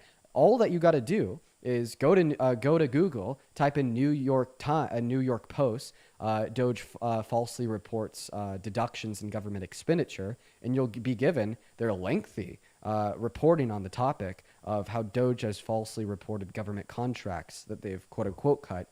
Well, in all reality, they never existed in the first place. But I don't expect you just to trust the New York Post. What makes this reporting reliable is the fact that in response, Doge took these fake government contracts that they claimed they cut off of their website. All right, so let me ask you this. Do you believe that our government spends our tax dollars properly? Fuck no. All right, so we can agree on that. Do you believe that finding a way to cut the way our government is spending would lower taxes? How about we just say like better? Like, do I think it'd be really a good thing if we could have like a board to investigate government expenditure so we could be very clear with where our government is spending our money? Absolutely. Like, I agree ideologically speaking with the Department of Government Efficiency. In fact, I think it's a fucking great idea. But the issue here, Trump doing it. No. Listen, the issue here isn't the idea that is supposedly underpinning the Doge, but it's rather the way in which they are executing upon that idea. Okay? Because when we consider that they're not merely cutting funding for means of government efficiency, or else their first priority would be looking at the Department of Defense, the DoD. They're instead using it as a tool to enforce and suggest their power, to claim they're cutting efforts of DEI, when in all reality, they're harming very real people by cutting, like access and funding to cancer research. And on top of that all, even if we were to make a consideration for every single dollar that Doge says they can cut from our government expenditure, we still would have had less overall government expenditure under Kamala Harris, because Donald Trump's expenditure applies more upward pressure on government expenditure than Doge provides downward pressure. And look, we can agree on that right there, especially with the Department of Defense. And this is like, these kind of conversations brings this kind of information to the people's eyes, because most people aren't going to go back and forth and have this conversation to get to this point where they could be like, all right, yeah. So Both sides got good ideas. Nobody's executing it properly. But we need to take a step in the better direction. Government expenditure would have been better under Kamala Harris. I don't believe so. I believe it literally. Wait. The Congressional Budget the Congressional Budget Office, reports that all of his policy is going to cost $10 to $15 trillion in government expenditure. Meanwhile, her policy was estimated to cost $4 trillion. I didn't mean to start this. Hold on. I don't think she would have ever actually done it. I feel like that side, I don't think that any other Republican would have done it either. I think Trump is just so stupid, so crazy, and isn't doing the shit that he's supposed to be doing. He's just doing shit that he can. There are people manipulating him to get certain things done. There is a narrative being pushed, but Trump is doing random shit that is not supposed to be happening. Like this department, like the Doge department, it's not supposed. Like they're not. The government's not supposed to be getting checked on their spending. This was never Eric, supposed to happen. I have an idea, and I want you to prove my idea wrong. Are you ready? I think you're talking out of I think that actually got me a restriction earlier. I don't think that you're really thinking before you're speaking. Okay, and the reason why I say I don't think you're thinking before you're speaking is because I just detailed how Kamala's would have been better for government expenditure simply because her policy was projected to cost less. And then your response to that was to say that you don't think she would have done it. Done what specifically? Like had a Department of Government Spending. Okay, well then you're just not listening to me. So she didn't run on having a Doge. But what she did run on, her policy was less expensive than Trump's, even when we factor Doge into account. Think about it this way. Right? If Doge could cut... Listen to me. If Doge, please just listen to me. Go ahead. If Doge could cut $2 trillion from government expenditure, which by the way is the maximum goal set by Elon Musk, okay, that seems like a good thing on the surface. Well, what if, in order to get Doge to cut $2 trillion from government expenditure, we had to elect Trump, who wants to spend $10 trillion on all of his new policy, meaning that at the end of the day, we're still in the red $8 trillion under Trump. So now we have to do this evaluation to determine how much we would have been in the red under a Kamala Harris presidency. Well, we know she wouldn't have cut much spending. She didn't run out of Doge. So how much did she want to spend? Closer to $4 to $6 trillion. So what's better for government expenditure, right? Being in the red $4 to $6 trillion or being in the red $8 trillion? Overall, being in the red $4 to $6 trillion is better, meaning that Kamala Harris's administration would have been better, even though they didn't run on a Doge. Okay, now, so there was just a misunderstanding. What I thought you were saying was that her doing Doge, would have been better because hers would have been cheaper and then she would have been able to run it efficiently. I didn't know that you were saying her plan in general was just better, excluding Doge. I thought you were making a comparison on if she did it. Basically, what I'm saying is that Kamala Harris without Doge is better for government expenditure than Donald Trump with Doge. All right, but government expenditure, sure, I can give you that. But what I'm more so talking about is the cultural impact and just the way that it affects the actual people itself. Look, so cultural impact? Yeah, because look. Well, I'm pretty sure that Donald Trump's cultural impact of widespread acceptance. I'm not talking about Donald Trump. I'm talking about just of having the Doge itself. Now we're talking about Doge still. Remember. Okay, so you're basically saying virtue signaling. Of government efficiency, because let's say Donald Trump comes out of office, and this is still going to be a thing. Okay, so what you're telling me is that virtue signaling and spending more money is better than not virtue signaling and saving more money. No. Because they're saving money regardless. It's speculatory. You're saying that that's exactly what would happen. That's not guaranteed. But I can allow in good faith. Wait. No. That's so fucking disingenuous of you. That is so fucking disingenuous of you, Eric. The argument that you were just trying to run before I started speaking was that the long-term impact of designating the existence of Doge now will be an overall positive benefit because it will exist and extend beyond the Trump administration, which is purely fucking speculatory. And in fact, we have reason to not believe that because there's a similar department established under Obama. Where the fuck did that go?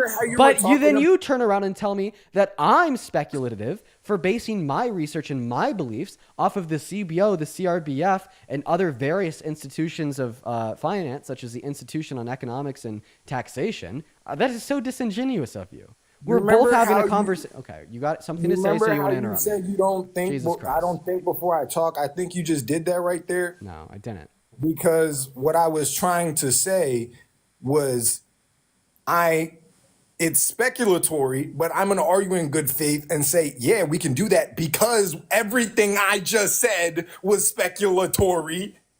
Right, but the issue with your speculation, I was already going to say that, bro. The issue with your speculation is that it's baseless, and we actually have reason to believe it's false because there's a similar department established under Obama. What the fuck happened to that after Obama left office? You're interrupting me again. Doesn't matter. Yes, it does matter when you're trying to make a speculatory. Wait, Eric, stop interrupting. I'm about to kick you. I'm about to remove you from my live stream. A little bit of comp and you remove? That's crazy. No, bro. The reason I want to remove you isn't because you're giving me comp. It's because you're interrupting me every 5 words. Let me speak. Hey, man. All right. Can we hug? I just want to make up real quick and then we can restart. Let's just hug. All right. I feel better. That's so insane. Anyways, to go back to what I said, see, your speculation is baseless. And in fact, we don't have any reason to believe that it is the case, as there's a similar department established under Obama's presidency. It kind of ceased to exist when he left. Not to mention that what I am reiterating to you is not simple speculation, as it is based upon a preponderance of fact, reason, and projections from Institute on Taxation and Economics. Type shit. So, I'm sorry, bro. Your grin be getting me, bro. Because it's like, I don't know when you be trolling. Because I know, like, you got that oomph. But, like, you don't oomph. But, like, you be oomphin'. And I hope that can, like, really reflect. I hope I just vocalize what I was trying to say properly. So, back to the point. I definitely agree. And really, I don't take either side. I don't take either side of the argument. I just been doing this all for fun. I'm not into politics at all, for real. I don't take either side. I feel like it's all controlled opposition. It's all run by the people who own all the companies. You know what I'm saying? But like, I had a whole bunch of fun. You're smart as fuck, nigga. How the fuck do you remember all this shit?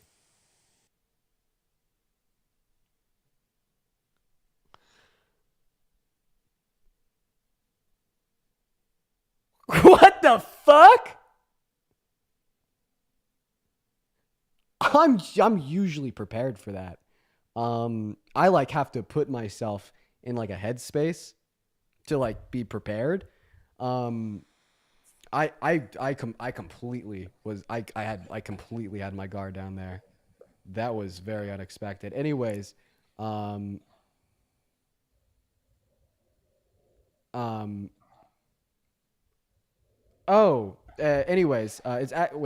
to some people in the chat, oh, he was half black. Wait, was that like clear on his account? Sorry, I honestly I thought that he was white, but he was biracial. Oh, he was biracial. Okay, yo, Eric, hop back in that queue, bro. I'm sorry, dude. I thought that you were just some white boy, like saying the N-word. That caught me off guard. Hop back in that queue, Eric. And he's back. Let's clarify with Eric. Let's clarify with Eric real quick. Yo, Eric. Man, are you a white boy? No, I'm half black and half Mexican. Thank you. Thanks for. Sorry, Eric. I'm sorry. My bad, bro. I'm sorry. Welcome back to this. Welcome back to the stream. I hope that you understand my shock and my abundance of caution. Welcome. It happens to me all the time. I get it. Oh, thanks for clarifying. Go ahead. Hey, but yeah, you smart as hell. How the fuck do you remember all this shit, man? Honestly, damn. Now I gotta remove you, Eric.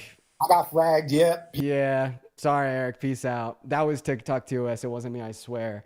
But honestly, it's just like a lot of like research to begin with, but then a lot of repetition of what is research on these lives. Like, I don't know, like if any of y'all are in school, you know how like, you know, you'll be recommended to write it down on flashcards and then like repeat until you really know it well. Well, that's like essentially what I do with the information that I share in the lives, because I have like similar conversations quite frequently. Yo, that guy was chill though. He'd make a really good dim.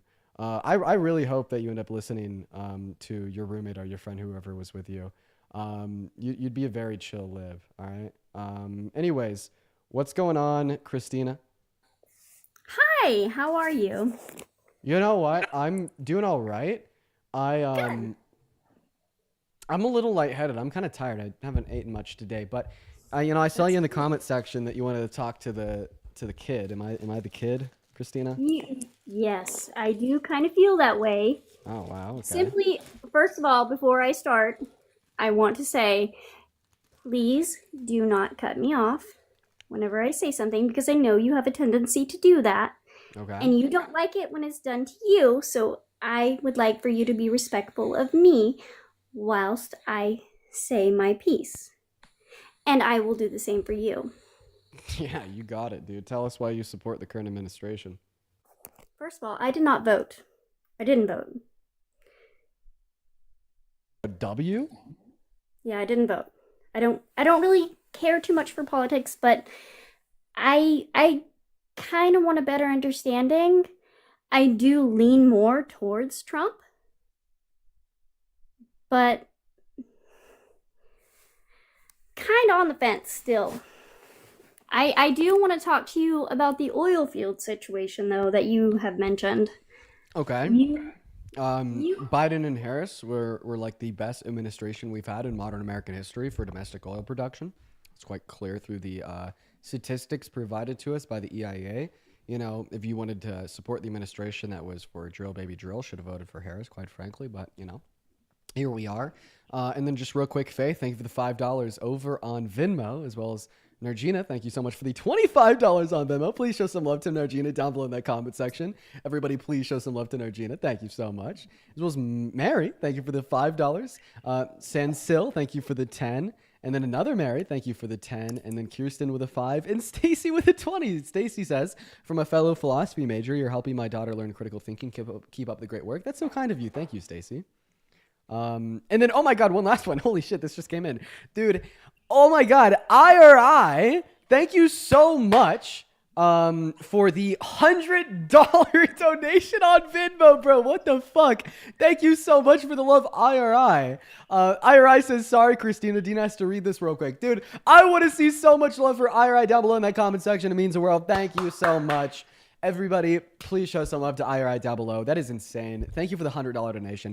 And then also earlier I said, Mary, thank you for the 5. So their name is actually pronounced Mahdi. So Mahdi, thank you so much for the 5. I apologize for mispronouncing your name. Thank you so much. But huge shout out to IRI. I want to see nothing but WIRI down below in that comment section for at least the next 5 minutes. But hey, Christina, you said that you didn't vote and you're kind of in the middle. My chat kind of wants me to kick you because of that, but let's see if there's maybe a salvageable conversation here. Out of curiosity, what are your thoughts on abortion?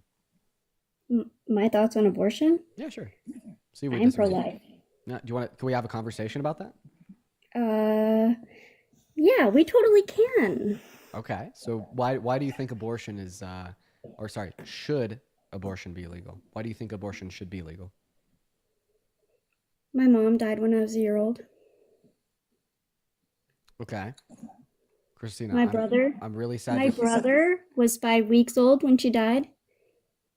My mom was sick after she had me, but still got pregnant and still gave life to another beautiful, beautiful soul.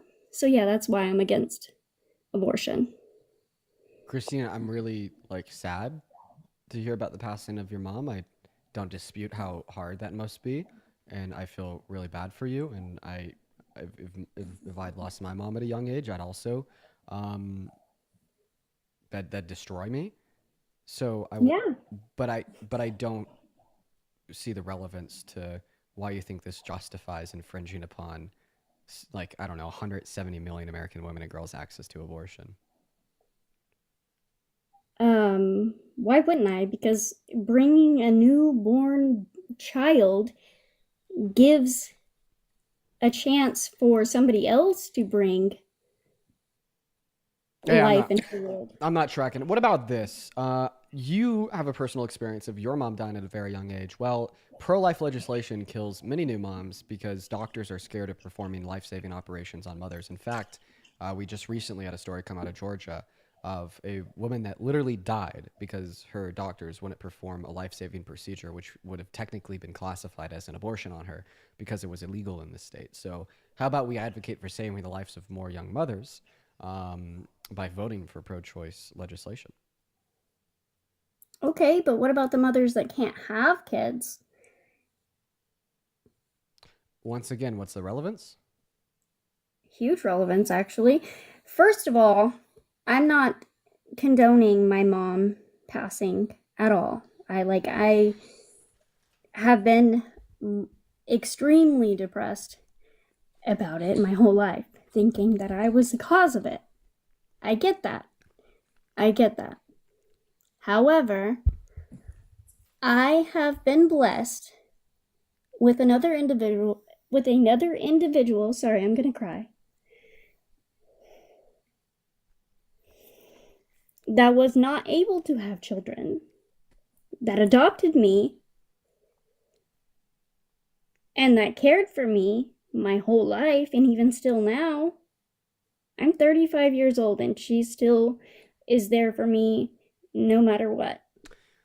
Christina, at this point, I think it's probably like in your own like best interest if we kind of just stop the conversation we're having.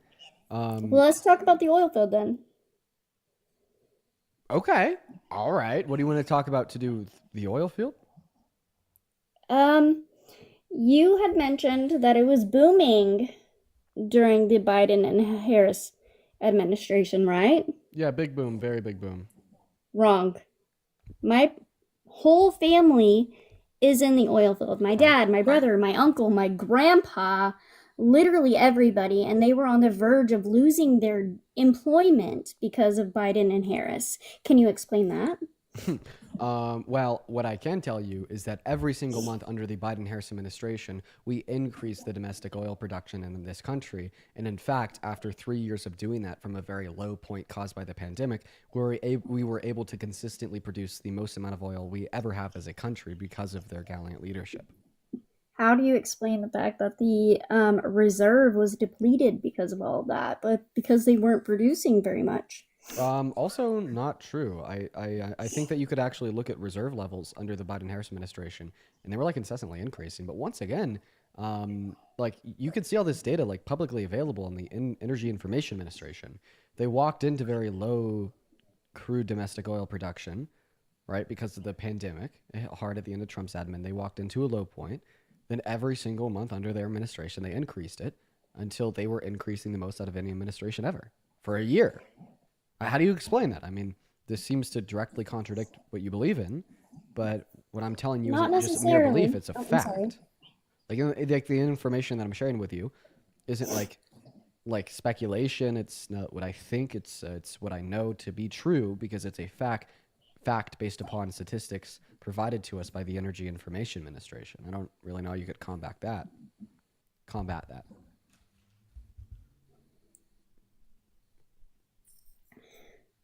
All I know is that when Trump was in office originally, business was booming for my whole family. Okay. Christina, I'm going to kick you. Bye. Everyone, just give us a minute to get that next guest up in the box. Let's go ahead and see what that next guest has to say. Y'all, if you're one of the 6.3 thousand people tuning in over on TikTok, thank you for being here. Make sure that we're double tapping and sharing out this live with a handful of friends. Spam in that comment section as well as if you support Trump. And then I'd also like to thank Katie. Thank you so much for the $10 over on Venmo. Katie says, these lives are giving me rage fuel to get through finals, so thank you so much for schooling these people, Dean. Katie, bro. Oh, dude, be good, man. What the hell has America come to? We got college students needing rage fuel to get through finals. Holy shit, dude. You're in the trenches, Katie. I feel bad. Good luck, though. Good luck on those finals. I hope that you kill it. But we're going to go to get that next guest up here right now, as well as Ivy. Thank you so much for the $5 over on PayPal, and I see your message there as well. Thank you so much for your kindness, Ivy. What is going on, Miko? Do you support Trump? Absolutely. Okay, absolutely. With confidence, sweet. Tell us why you support the worst administration of your life. That's a pretty opinionated statement right there. Well, yes, I have a it question is. for you. That's what we're here I have to a question debate. for you. Feel free to If your ask me. buddy gets kicked out of 109 countries, is it the country's fault or is it your buddy's fault for getting kicked out of them? I mean, it depends on why they kicked him out, I guess. 109 countries. Yeah, sure. Depend on why they kicked him out.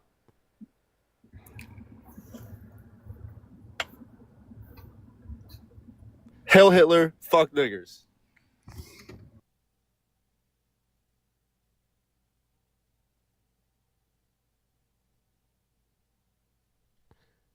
I'm really sorry about that, chat. Yeah, we kicked him off the live really quickly. What was that? Was that some type of like Nazi dog whistle? If your friend got kicked out of like 107 countries, I'm gonna assume that's a dog whistle, right? I don't know what like the dog whistle relates to, but now I know that's a dog whistle. Okay. I have no idea, me neither. I don't know what that relates to. Yeah, I'm sorry that y'all had to hear that shit. What's going on, Ollie? Do you support Trump?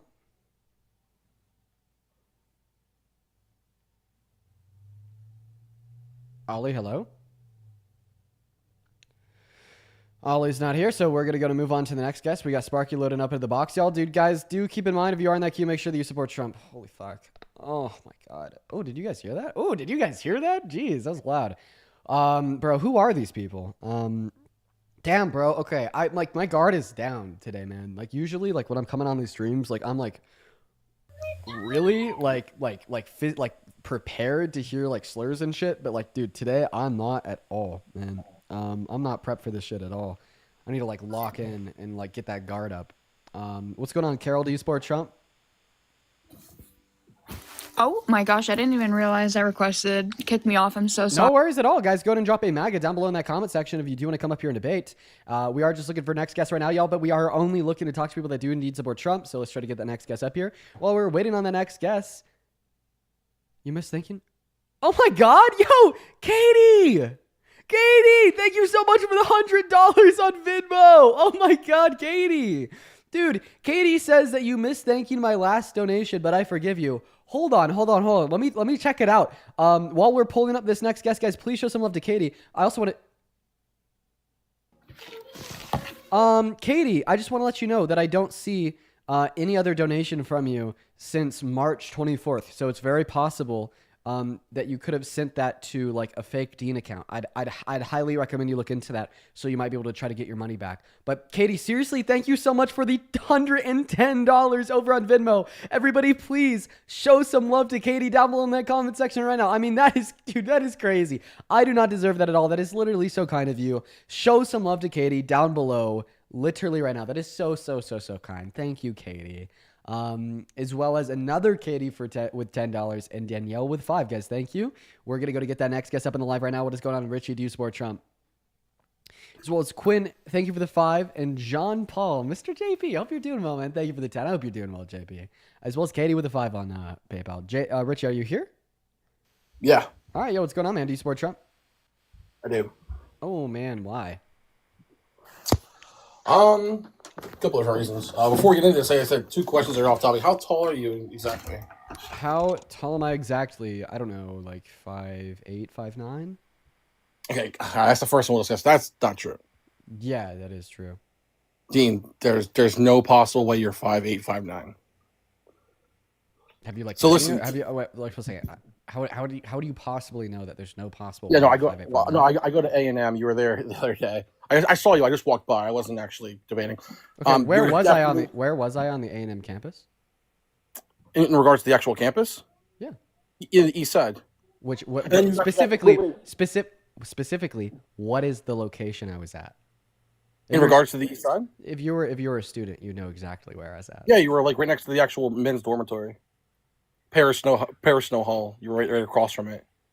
So no, I was in what's called the Rutgers Plaza. If you were a student, you would have known that. You're not a student. Wait. No, I am a student. Yeah, Rutgers Plaza. Wait, hold up. No, You were right you're across not. from Paris. No, You're right you're across not. from Paris Snow. Now you're just making shit up. Stop making shit up. I don't know why you're trying to pretend like you're a Not student making at shit A&M up. to I'm call not me making short. shit up, dude. I know that you're making shit Hold up. up. Wait. If you To be weren't clear. making shit up, you'd be like, "Oh, Dean, you were in Rutgers Plaza." Dean. Yeah, I saw you from a distance. like okay. Tell me a story about the founder of Texas A&M. If you're a student, you'll know it. Wait. I need to know the founder of Texas A&M to be a student? Yeah, of course. Why do I need to know who the founder is of the school? Now, once again, you're not a student because if you were a student, you'd know that they have a statue of him on campus. And the reason every single student on campus knows about that statue, knows who he is, it was because he was a Confederate soldier that slaughtered an entire Native American tribe and took one of the Native American children as his pet. Every single person on campus knows that. Wait. So, quick question. Are you just saying you're with this because you're not sure? I mean, I'm just like defending the fact that you weren't on campus and you're lying about being a student of A&M. Wait, to be clear, I was on campus. I don't know the reason to lie about No, that. yeah. The reason would be to try to be like, oh, I saw him in person. No, listen, I'm not making fun of you. I'm just saying I didn't realize. We know that you're not we know that you're not an A&M student, bro. Give it up. Wait. You would have known the name of the plaza or the story about the founder of the university. Hey, I have a question. What does that mean? Yeah, you're not an A&M student. Why are you lying? Wait. You're not an A&M student. What does that mean? It means go A&M. Oh my god, dude! Why are you trolling about being an A&M student? Like, Listen, seriously, I'm what does just this do? saying- What does this do for you? Fine, Dean. All right, you know what? You're right, but I have a question. I feel like yeah, you're because lying I learned more about the feel like university. you're lying about the height, though. Yeah. You don't know how to gig them. You don't know how to gig them. All right. Listen, you're not a student. You don't like. Listen. They're Dude, very fine, like listen, they're like a weirdly like culty school with a lot of like customs that the students do, and everyone there is a part of this like culty. Like, I'm sorry for the A&M students. I met a lot of y'all are cruel, but like, come on, like y'all know the gig 'em and like the dance for the school. I don't know. Anyways, stop capping. Quite frankly. Okay, fine, dude. The reason I'm asking is I feel like I had to say that because you're always lying about the height, and I feel like if someone saw you in person, you would have to concede then that you are like maybe 5'4". No, I'm not. That's funny though. Okay, dude. I'm just saying because Parker's 5'8". You said it before. No, Parker's 6 foot. Then what about that picture of you next to that guy that's super tall? You look like an actual. No, you look like an actual dwarf though. I look very tiny in that picture, because the guy was 7'4". He wasn't 7'4". Yes, He was six. Yes, He was he unironically 6'5", is. dude. No. He's over 7 foot. Okay, so basically, to clear the record, you're saying you're not a legal midget then. Okay. Well, Dean, come on. I'll have a conversation. And we're just gonna kick him and move on. What a weird subject. You know, like I feel like I've maybe like slightly capped about my height, like saying oh, I'm like 5'10". But no, like the answer of me saying that I'm 5'8", 5'9" is a very honest answer. What's going on, Justin? Do you support Trump? Yes, I do. Okay, are you gonna be like fucking strange as hell like the last guess?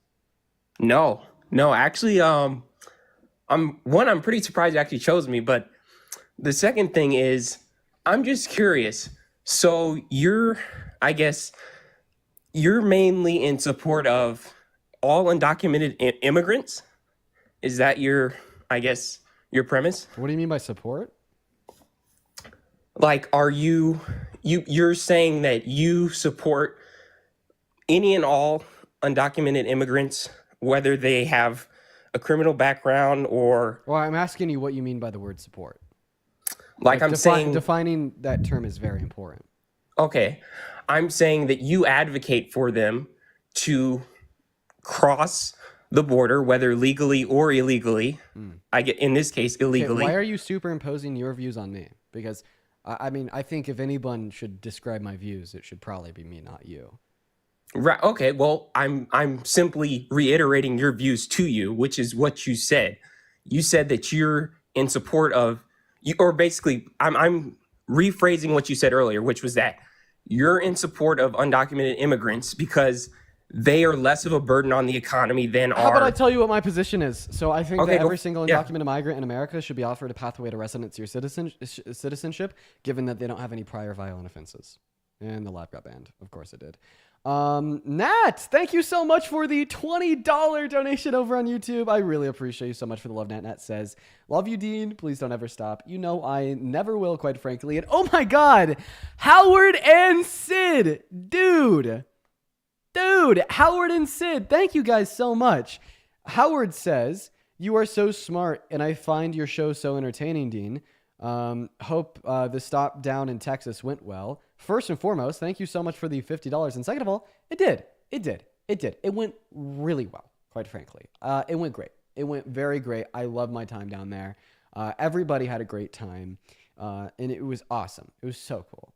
As well as Sid. Thank you for the $100. Everyone show some love to Sid. And Howard, Sid says, I can verify somebody who's 5'6", and Def saw Dean at A&M. He's like 5'8", 5'9". Yeah, let's go, Sid. Hell yeah, we got some verification. Yeah, that's like the true Dean height is 5'8", 5'9". You know, I'm not a tall guy. That's true. And I don't mind.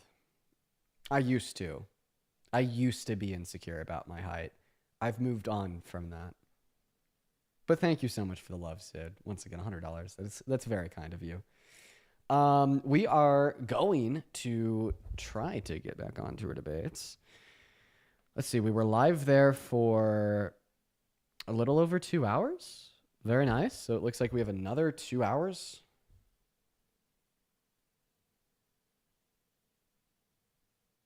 Pickles is tall as fuck. He's like 6'3". Yeah, dude. Pickles is tall as fuck. Who else was super tall? Santana. Santana is pretty fucking tall. Guys, should we talk about the Unfuck America tour while this appeal is not approved? Bro! Oh my God. You're joking. And what? How long of a ban is it? It's like a 3-day ban.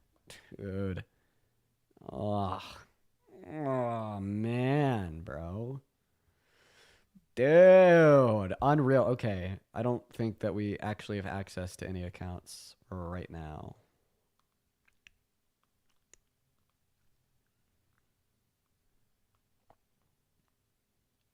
I think that we are like relatively close to being able to go live on my like fake Trump account.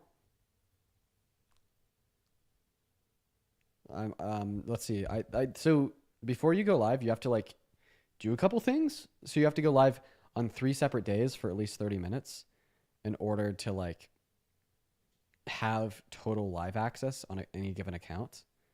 Okay, it looks like I just got that for the Greg for Trump account. Okay, I don't know what to do.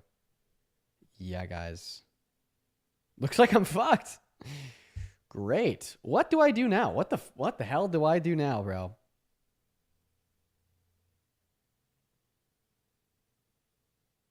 What the hell do I do now? Maybe like software, but theirs. So it's just gonna experience. I thought it would. Sorry, you heard my For You page. I don't know what I want to do because I can't go live on the main account. Let's check the second account. Okay, I can't go live on the second account. Check the third account. Okay, I can't go live on the Dean Get a Grip account until... Wait, what? Oh, I got it back. Okay, guys, we actually have an account. What? Dude, sometimes my bans just like poof and go away with no explanation. And I love it. And I love it when that happens. It is like my favorite thing ever. Katie, thank you so much for the $5 donation over on Venmo, saying to stop ignoring you. Katie, I swear I have not ignored you. If you're the right Katie, let me check. Yes. Oh my God, I did ignore you. Katie, I did ignore you. Katie sent another $100 donation 8 minutes ago, and I didn't see it. Katie, I feel so bad. Oh my God. Katie, dude. First and foremost, I'm so sorry for not seeing that. I think that was right in the heat of the ban. So I had refocused on the computer, so I didn't see the notification. And I do apologize for that. So I say we get some W Katies and some L Deans down below in that chat right now while we're figuring out what account we want to go live on. But thank you so much for the love. That is nuts. That is nuts. Dude, oh my God. Katie here. She says, you're an icon? No, Katie, you're an icon. Thank you so much for the love. I mean, that's fucking insane. I do not deserve that. Please show some love to Katie down below. Seriously, thank you. As well as Tobias with a $5. Thank you so much. Tobias says, please check the last dono. Tobias an hour ago with $6 said, can we please give a shout out for the MVPs? The Discord mods, they work so hard keeping our space safe. Bro, forever and always, shout out always to the Discord mods, okay? If you're in my Discord and you ever see a mod tune in, show them some appreciation and love. I'm so grateful for each and every single one of them. And like they're really good people as well. So thank you so much for the Discord mods, the YouTube mods, the TikTok mods. Huge shout out to all the mods for real. As well as Jacob, thank you for the $10 over on Venmo saying, hey Dean, as somebody who works in higher ed, things are quite frankly looking bleak. Thank you for fighting the good fight. It's so relieving to see people like you on our side. Dude, Jacob, thank you for the love. Things are looking bleak. I wish more Americans would wake up for it, but ultimately that is the goal of what I do. It is so disheartening to see millions of Americans advocate for their own demise on a daily basis. It honestly perplexes me. I don't understand it. And you know, like you'd think that I would understand it because I talk to them every single day for 4 hours. Like I, out of all people, would probably have a good amount of insight into why Trump supporters are Trump supporters, but I don't. Still perplexes me to this day. Katie, thank you so much for the $5 over on PayPal. Oscar with a 5 and Mary with a 5. You guys are awesome. Okay. Here's what we're going to do. I'm going to go ahead and use a restroom real quick, and I'll be back. And then when I get back, we will go live on @DeanGetAGrip. So everybody just give me a moment to use the restroom, and I will be right back.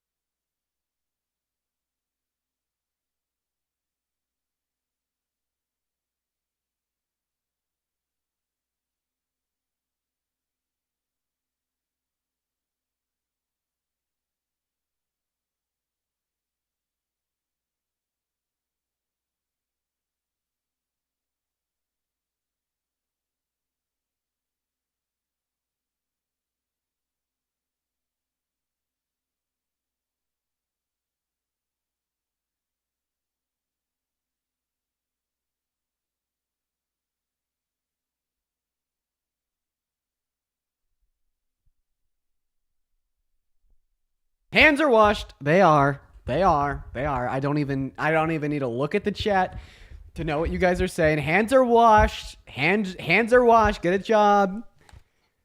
All the Aldeans, get a job. Look at all the Aldeans. There's so many Aldeans. Nobody has had more Aldeans than I have, quite frankly. That's the truth. Aldean, boo. All right, we're going to go ahead and start the live over on TikTok. All right, we're already on. @DeanGetAGrip. That's where we are at, everybody. @DeanGetAGrip. Doing some live debates, quite frankly.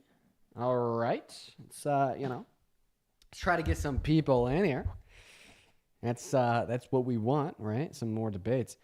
Somebody just commented under my TikTok and said Dean Withers is a joke. Oh, that's not nice. Hey, for everybody tuning in over on TikTok, thank you so much for being here. How are we doing? We had to switch accounts because we got banned on the other one. TikTok for that. That's the truth. If you're in here right now and you're excited to see some good debates, all I need you to do is double tap away in that phone screen, share this live with a handful of friends, and hop in that queue of your MAGA. I'm guessing that many of you already know the drill, but hey, maybe some of you don't. So, yep. we are going to go and get my main account up here as a guest right now. So let's go and get the main account in the queue and get the main account up on the live. Here we go. Add Dean Withers. And by the way, hopefully Parker should be joining us soon. That'd be very exciting. It would be very exciting. I wonder where he's at. Okay, all right. We're going to go and hop straight into the debates. Keep in mind, y'all, make sure that we are spamming away on that phone screen with the likes and the shares. It will really help us send out this live. And now we're going to get... Mr. Matt is driving. All right, you guys. Wow, we already have a bunch of people in the queue. Guys, if you're in that queue, make sure you support Trump. Y'all already know the drill. This person's name is Trump Enthusiast. I'm going to go ahead and assume they're a troll. You should have seen their account, you guys. I quickly read through the bio. Their name was like Drink Kamala's Tears. Holy crap, dude. Wow. Wow, they were dedicated to the bit. Hello, Liam. Yo, what's up, Dean? Liam, how old are you? I'm 18, August 25th, 2006. So you can clock that. Okay. Do you support Trump? I do. Okay. Liam, why do you support the worst presidential administration of your 18 years of life by far? Okay, so I'm a Roman Catholic, so I think one of the big decisions I had to make was because I am pro-life. And I would just say that was a big factor in why I voted for him. And I was going to come up here and I wanted to hear your opinion on some certain topics, if I may ask. Yeah. Do you mind if I kind of give you my thoughts on that real quick, though? I mean, I just want to absolutely. see if you maintain consistency within your Catholic beliefs. Do you agree with Pope Francis's criticisms of the Trump administration insofar as their ill-will treatment towards migrants in America? What was his opinion? I didn't read much on it. Yeah, they basically the Pope simply thought that Trump was a real piece of work for treating migrants so poorly, treating them as if they're subhumans, talking about them as if they don't deserve respect or they do deserve to be dehumanized. And he was in like pretty vocal protest of his treatment of migrants for those reasons and similar reasons. He was not happy at all with Trump. In fact, I think even had one of everybody his cardinals give a quote unquote lesson of compassion to J.D. Vance. I think everybody in the Catholic faith, I wouldn't say it's pretty divided, but a lot of people have their specific opinions on certain topics and certain beliefs that they may have that might align, if you understand what I'm trying to say. So I'm just asking you if you agree or disagree with the Pope. I don't formally say I'm going to agree to disagree.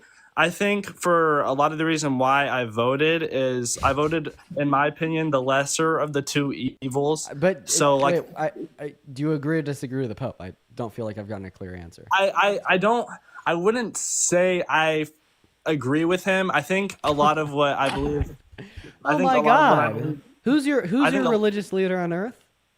I think a lot of what I believe that Trump is doing is for the border, I would say, is good and bad. I think there's a lot of mistakes that they may make, but I think the moral obligation to deport criminals and real quickly, the status that we have is good. If the Pope, your religious leader, who you literally think can be unfathomable under certain conditions, can't tell you what to do. Under certain conditions. Infallible under certain conditions. Can't tell you what to do.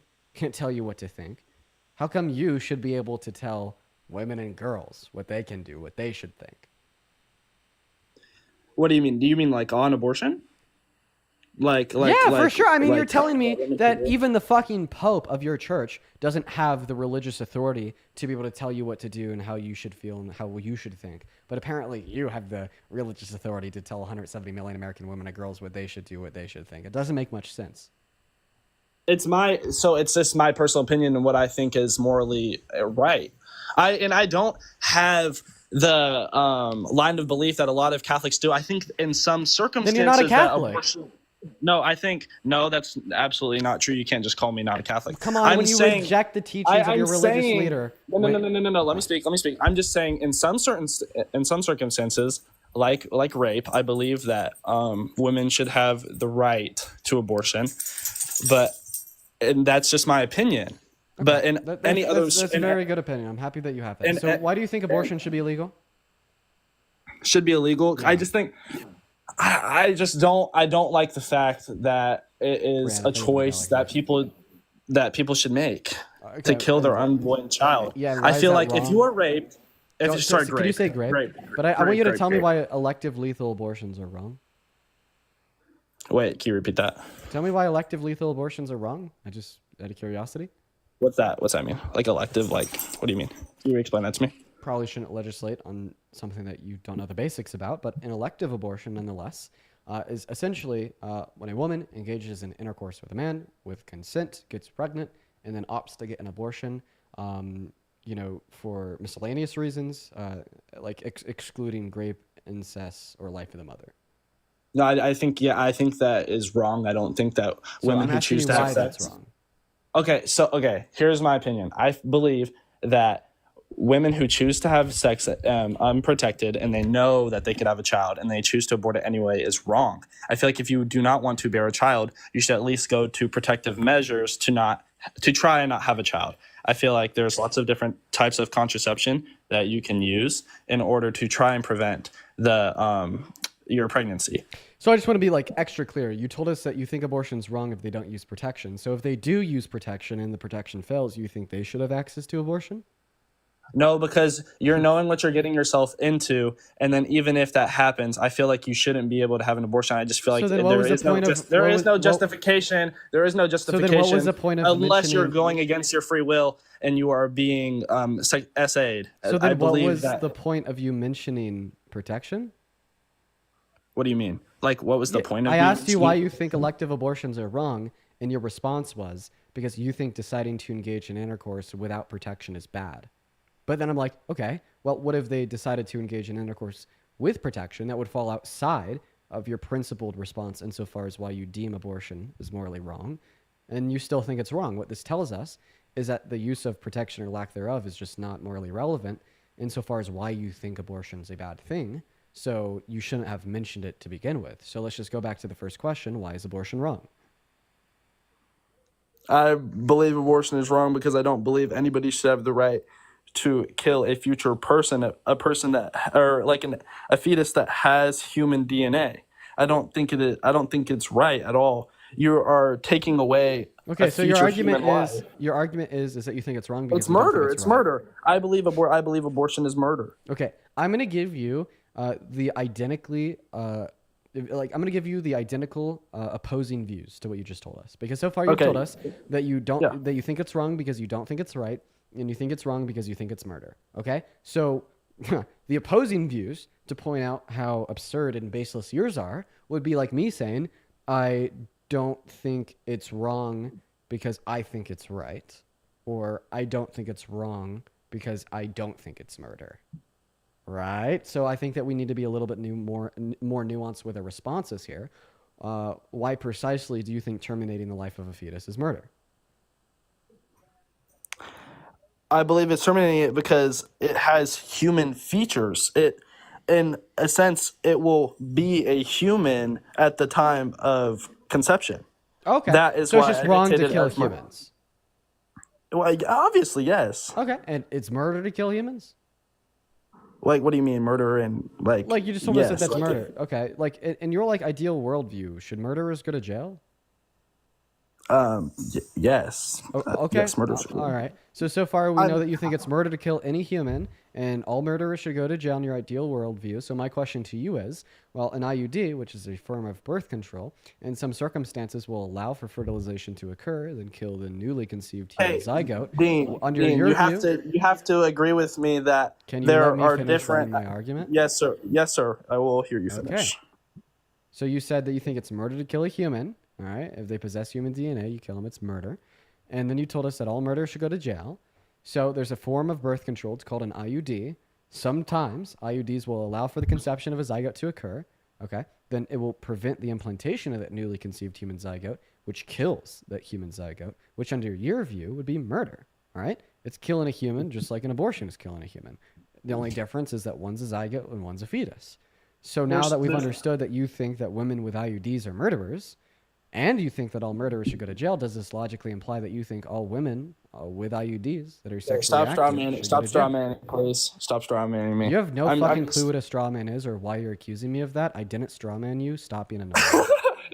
Okay. No. I want you you're to very clearly describe my straw man. And first, you need You're to describe taking what what a I said out of context, and you're making me say, which I never said, that I believe that women with IUDs are murderers. I am saying that there are two different belief systems when it comes to this topic of what is and what is not murder with abortion. I'm just saying. Wait, what do you mean? I was taking your principles out of context. So if you're telling me that this belief of yours that it's murder to kill a human is only true in the context of abortion, then you're just fucking special plein. Okay, you don't hold I'm not consistent saying principles. that it's and only at the end of the true day, in the then you're concept of essentially abortion. saying that the abortion is wrong because you think abortion's wrong.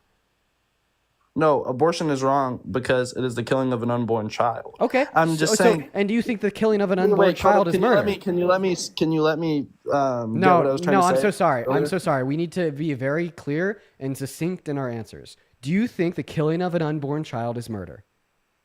Yes. Okay. But I'm saying. Okay. But I'm All saying right. this. Okay. Dean, So let me when finish is what I was trying to say because you kept interrupting me. I'm sorry. I'm not going to allow you to finish because I want to be able to detail to you how my counter argument was not a straw man to your position. The only reason why I'm not allowing you to finish and I want very clear and succinct answers is so you can't pull this, oh, you're straw manning me, therefore I'm going to ignore everything that you just said card. So what we just understood you're straw is that, manning me because bro, what two the different fuck? views Can we of a stop? political- Can we So please two stop different- basically okay. accusing people of straw mans? And I'm going to kindly request of you, Liam, to just allow me to finish explaining the position.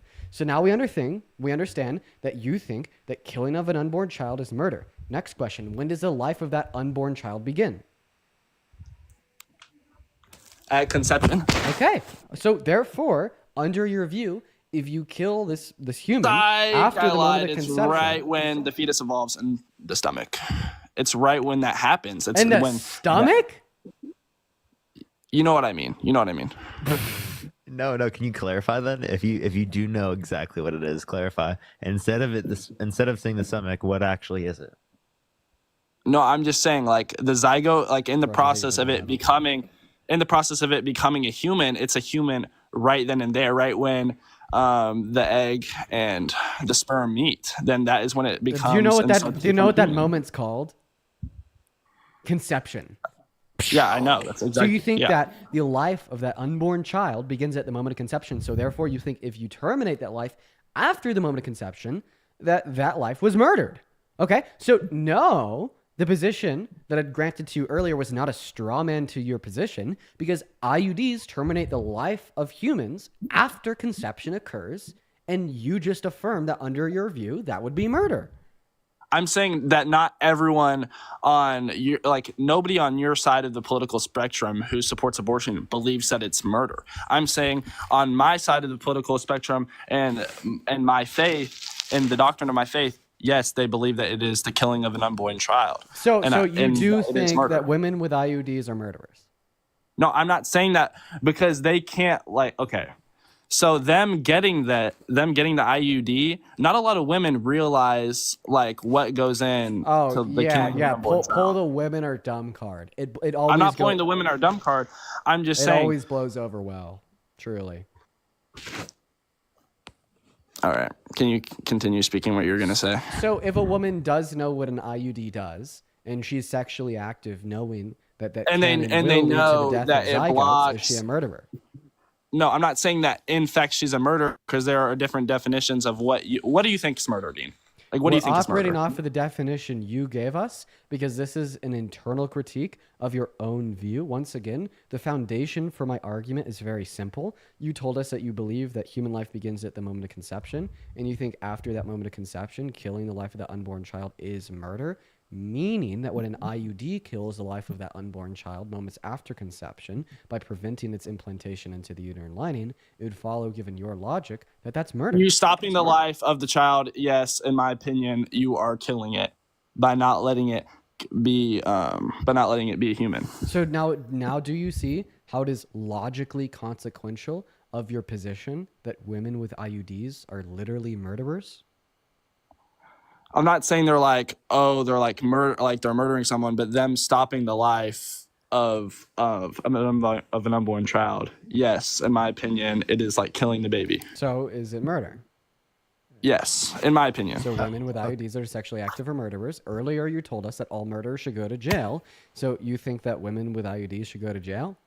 No, you took my words out of context. I know I said I believe that murderers should go to jail. You running this in person was so much better, honestly. I know, because I got to be able to point to women with IUDs, and this But that's guy not- was it's not standing how it there in front works, of though. humans, and in order to hold a consistent view, he had to look at a real fucking person, her name was Bella, and say that Bella should be in prison for the rest of her life. See, it just humanized it so much, and I feel like that was I do not so believe that important. women who get abortions should be in prison. I do not believe that. I know I said I believe murderers should go to jail. I'm saying people who are like, you know what I mean. You know what I mean when I'm saying this. Like, No, if I somebody don't. goes on the street, if somebody goes on the street and stabs somebody, yes, I believe that they should go to jail. But I'm just saying, I do believe that it is morally wrong, but I'm not saying that it is morally equal to someone going across the street and stabbing another person. Why if you're is it trying, different? What do you mean? Why is it different? Yeah, why is it different? I'm not Under saying. your I'm view. just saying it's different. But from your perspective, they can't like the baby that is being conceived, like can't like the thought process of the baby, like they're not out of the women. They're not out of the woman yet. So I'm just saying that like if you're gonna go across the street and kill somebody that has an actual thought process and has a job and it is doing something, there should be different consequences for that. If you know what I'm saying. I do know what you're saying. You're saying because it's not currently exhibiting sentience, you attribute significantly less value to the Do you fetus. believe in future? Do Liam, you believe in future sentience? Liam, why Do you believe that it is Liam? like what? I was speaking. Wait, I'm gonna sneak in a quick question. Are you against? Dude, I can't even. Liam, Are you okay, against? bro? Are you guys Hey, against? Hold up, Liam. Let's chill for 1 second. Yeah. Let Dean finish, and then you can ask the question. I just have like a super genuine, good faith question. You're describing really trivial reasons why you think that a fetus is less valuable than you or I, saying like, oh, it's not currently exhibiting sentience. So what's the difference between you using trivial reasons to say it's less valuable and me using trivial reasons to say it's not valuable at all? No, it is okay. I'm saying that I'm not saying it's not less valuable. I'm just saying there are different perspectives of whoa, like I'm killing a person right now who is in the same world that I am. And it's that's what I'm trying to is not say. in the same world you are? No, I'm saying they are, but you know what I mean. Like someone who's working, someone who is currently Yeah, who has a you're job, telling us has a that you're life. telling us that you're more valuable if you have a conscious experience. It's kind of the crux of my position. The reason I don't value fetuses prior to 20 to 24 gestational weeks is because they don't have any capacity to deploy any level of sentience. You should. Okay, my argument for why you should value it is because it will, though. It will. And my argument against that is we don't typically value things just because they have future sentience. Case study number 1, human zygotes, okay? They're unicellular organisms. I bet you wouldn't fucking flinch if I like unalived 1,000 of them. And then B, we could also have conversations about environments that produce future sentience, such as a contraption in which has a sperm on one side and an egg on the other. And if you just leave the contraption to its own being, it will slowly inch the sperm and the egg closer and closer together until they will inevitably meet. If I were to stop that contraption, I'd be preventing future sentience. You wouldn't give a shit. We just typically don't value that trait. So what's your like thoughts on like mutilations of like dead bodies or like brain dead people? Like, do you believe in like pulling the Mutilation of plug dead on a- bodies? Very bad. Like, I heard yes. Okay, so I very much agree with you. But what's your stance on like brain dead people? Do you believe that we should pull the plug on them? I believe it's totally morally permissible to, with the consent of the family. Okay. And when I first joined the live, after I gave my opinion on like my moral stance on why I voted for Trump, I wanted to ask you a couple questions about you. I want to know your opinion on diversity, equity, inclusion. like Trump's opinion on it, and I want to hear your Yeah, like I think that different DEI opinion. protects a merit-based society by ensuring that black women aren't discredited for their merits because they're black women. Same thing for black men or any other individual that would exist in a marginalized community in America. I believe that typically conservatives get this point wrong. DEI doesn't highlight race over merit. If anything, it just ensures that your merit should be recognized to a potential employer, regardless of what your race is. And differing views are just simply like propaganda. But I do want to like clarify here with you. You think that DEI is like a bad thing, right? Because you think it's antithetical. I'm to not. No. the I'm not. economy. I'm not saying DEI is a bad thing. Well, I mean, I was I'm asking you a saying- question. Do you No, disagree no, with no. DEI? In a sense, I do not. But at the same time, I feel like DEI can go a little far. I do believe in a merit-based society, of course. I don't believe people should be judged off their race at all. I'm just saying I believe that in certain places, the fact of the matter, I don't believe that like you're not in today's America, in today's society. I believe I want to a try to very- run that point on him, Parker. Remember the one I told you over the phone on the plane? So you're telling us that you believe in a merit-based society, therefore DEI is wrong. I have a question. Do you also uphold No. tradition- I never said DEI is wrong. I never said DEI was wrong. I said DEI. Of course, you can have DEI in some spaces. I say like I don't think it is needed everywhere though. I don't think so it you- was so you right believe in that a- he got. So you I don't believe think in it was right. So you believe in a merit-based society. Do you uphold traditionalism? Can you explain that? Also, I wasn't done finishing. I said that I don't think it was right that he got rid of DI in government spaces because, I mean, obviously, if you're looking at DI from its definition, it can be a very beneficial thing to minorities. But what do you mean, like traditionalism?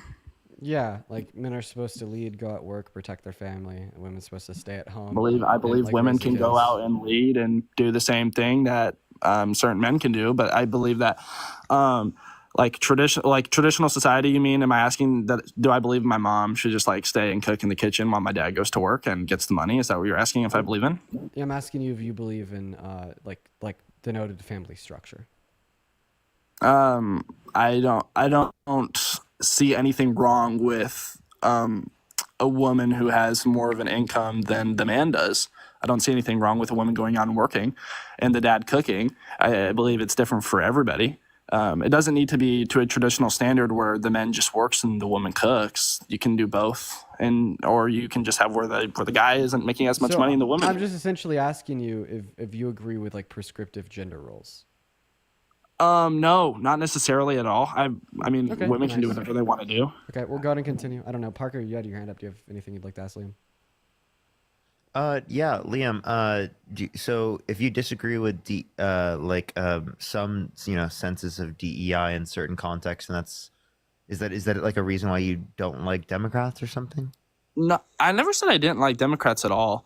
I never came. I mean, a lot of some sides of my family are Democrats. I don't really care. I'm just saying. I meant, believe that it's not. You don't prefer Democrats to Republicans. I don't necessarily. I never said that. I just voted for Trump because I thought he was a better candidate than Why? Kamala Harris. Why?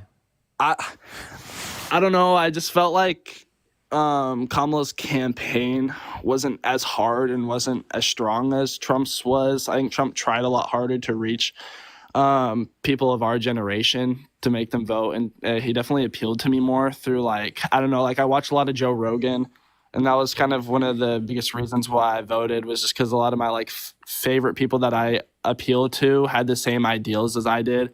And those are people that I aspire and I look up to. So to clarify, Joe Rogan voted for Donald Trump, therefore you vote for Donald Trump? No, I'm just saying a lot of people who.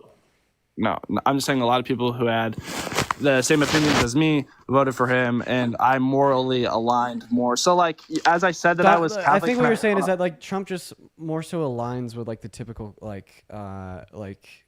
cultural involvement of young white guys. Young white guys.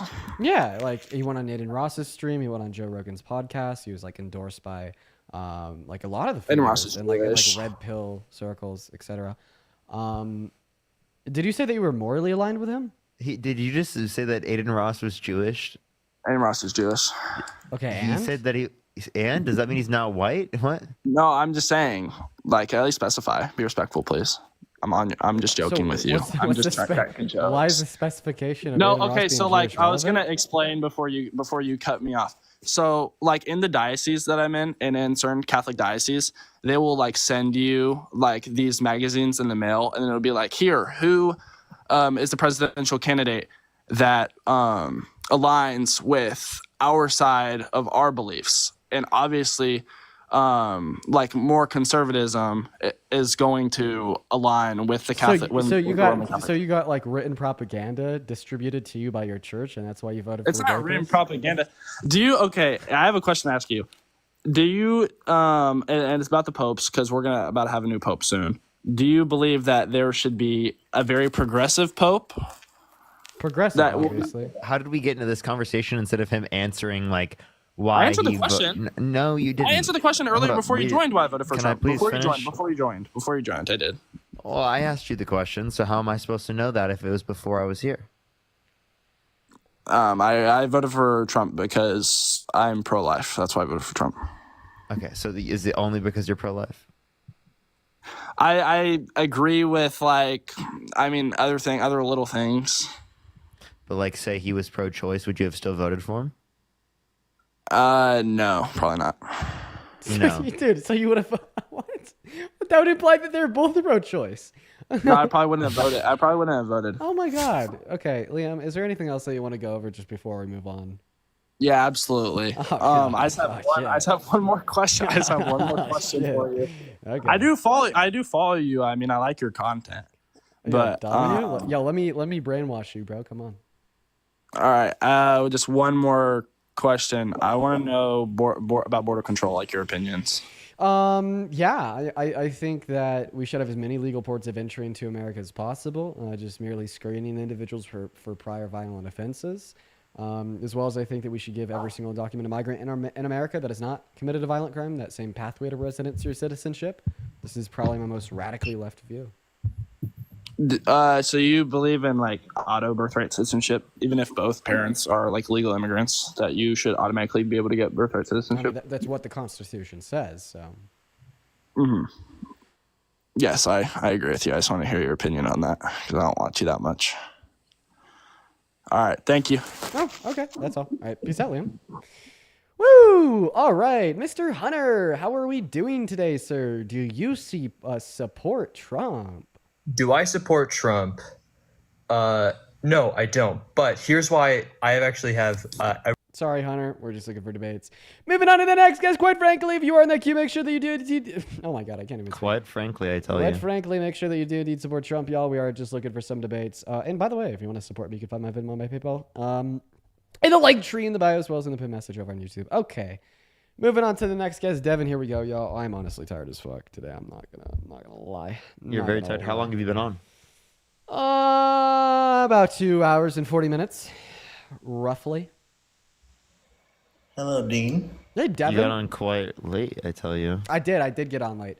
Sorry, Devin, before we debate, I gotta thank Madi. Thank you so much for the $20 donation over on Venmo, saying, Dean, do you hate me? Are you ignoring my messages by mistake? Anyways, last time trying, lol. Sending you love to you and Parker as well as to the rest of the team. Unfuck America. My name is pronounced Madi. Madi, I think that like you could have been like tagged out of the app because I do remember reading off a donation from you.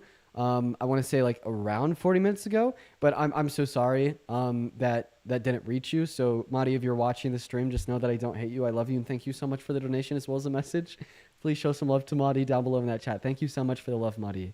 Thank you so much, Madi. I really hope that you're still in here. As well as Amber, thank you for the $10 over on YouTube Super Chat. Sorry, Venmo. And Katrina with a 15. Thank you, Amber, Katrina, and Madi. Everybody, please show some love to Amber, Katrina, and Madi. Mr. Devin, do you support Trump? I do in a way, but that was changed because of the previous what's happening in this world right now. Oh, you were too. Awesome. Good for you, man. That's great. Really, really happy to hear that. Lindsay, thank you for the $5. Thank you so much for the daily DNC payment. I really appreciate it. Thank you. Devin, I do appreciate you for joining, and I'm really glad to hear that you've kind of joined the right side of history. And honestly, I'm really proud of you for doing that. And yeah, I think that you're awesome. What's up, Rebecca? Do you support Trump? Nah, I don't support. All right, moving on to the next guest. Here we go. For Brian in my comment section, you should send a guest request on the stream. I'll literally accept you up right now. I'm gonna put it into my guest or in my chat right now. You should send a guest request. All right, guys, if you're one of the 6.8 thousand people watching and you support the president and you'd like to come up here and debate, let me know down below. Quite frankly, we'll get you up here, Brianna. Thank you so much for the galaxy. It means the world. Moving on to the next guest. What is going on, Mr. John Debia? Do you support Trump? Support? I mean, I voted for him. Okay. Why? Why? Why? I don't know. Oh. Well, first of all, it doesn't matter. Yeah, it does. Elections are incredibly consequential for America now and in the future. Votes matter. The popular vote. Well, I just said the vote, the outcome of the election.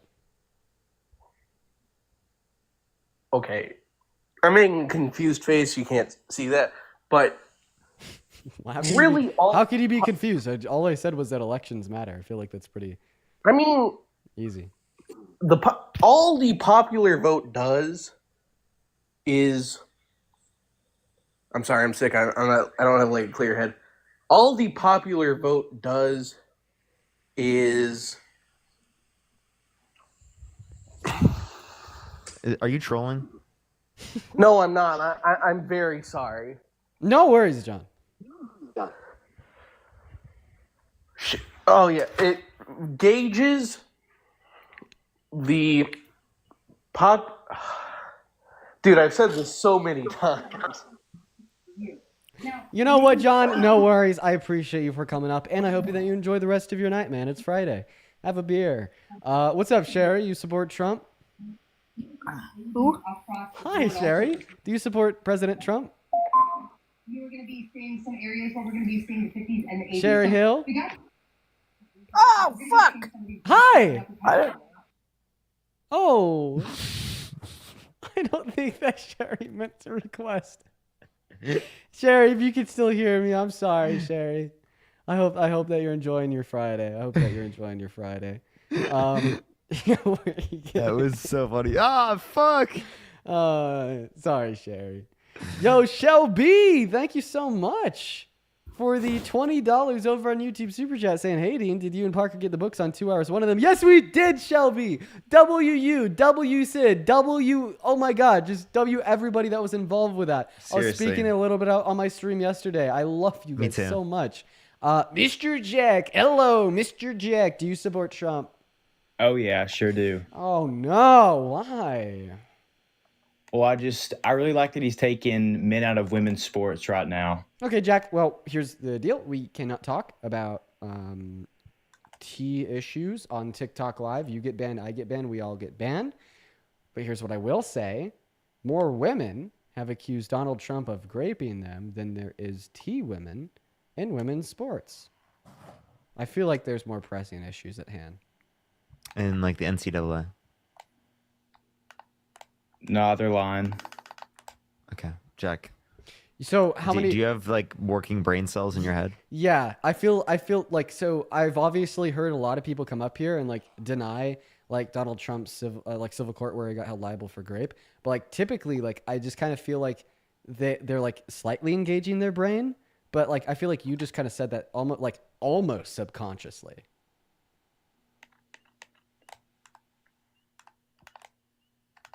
Give him a minute, Parker. Yep, the two brain cells are working as hard as they possibly can, I tell you. Let us Quite know. frankly. Let us know when you're ready to respond, Jack.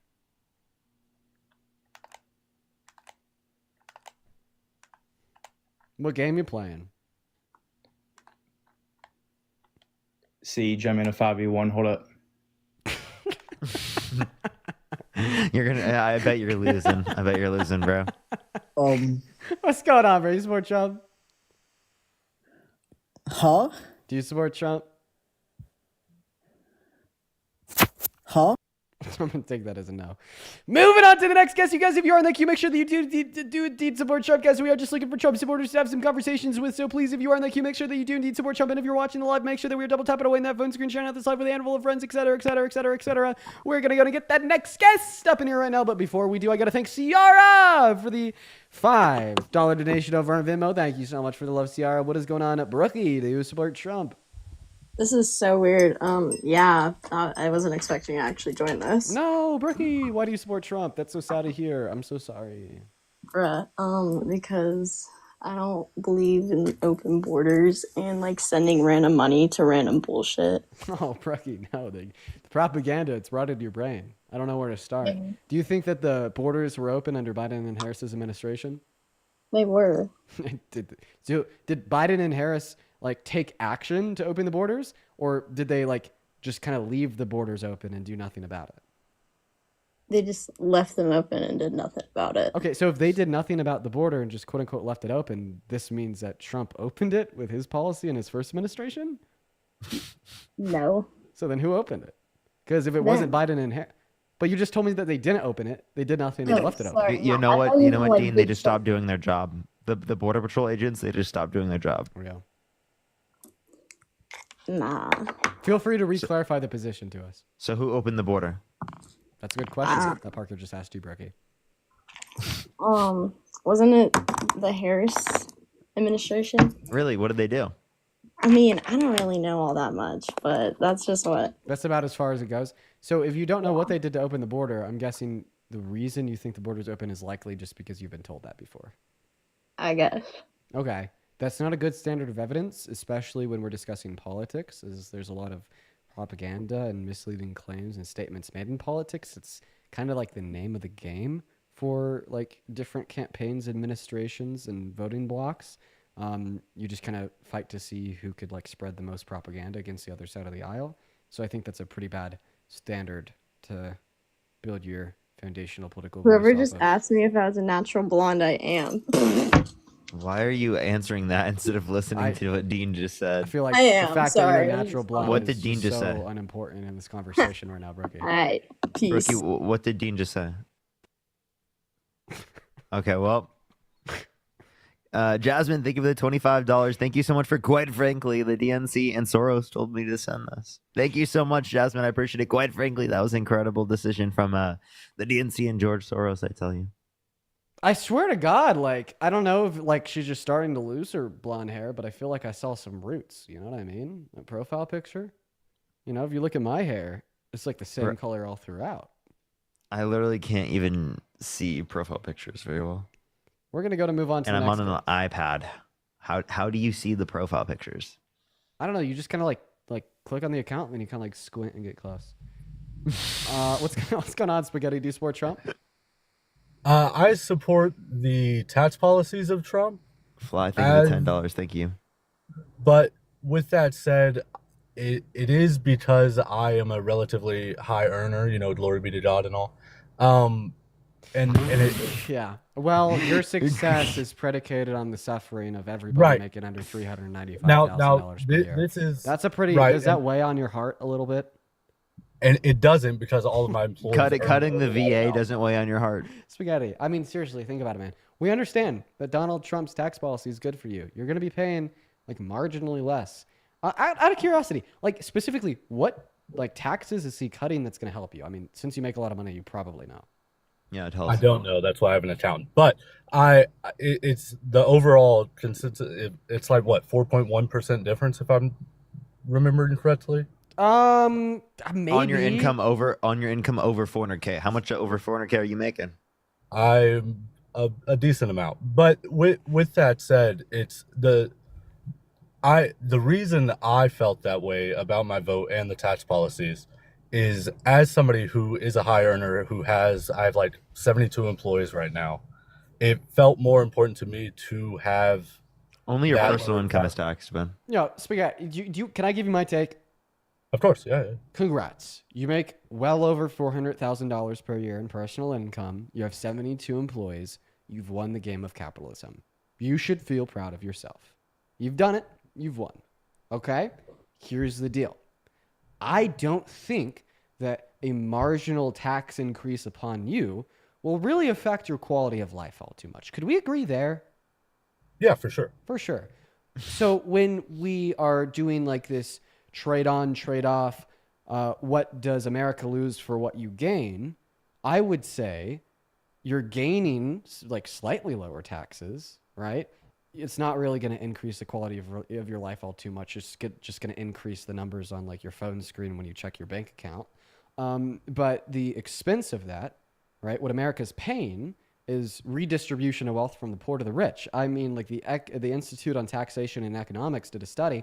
Every single American making under $395,000 per year will have less purchasing power because of Donald Trump's economic policy. But wait, it gets worse because you get less purchasing power the less you make.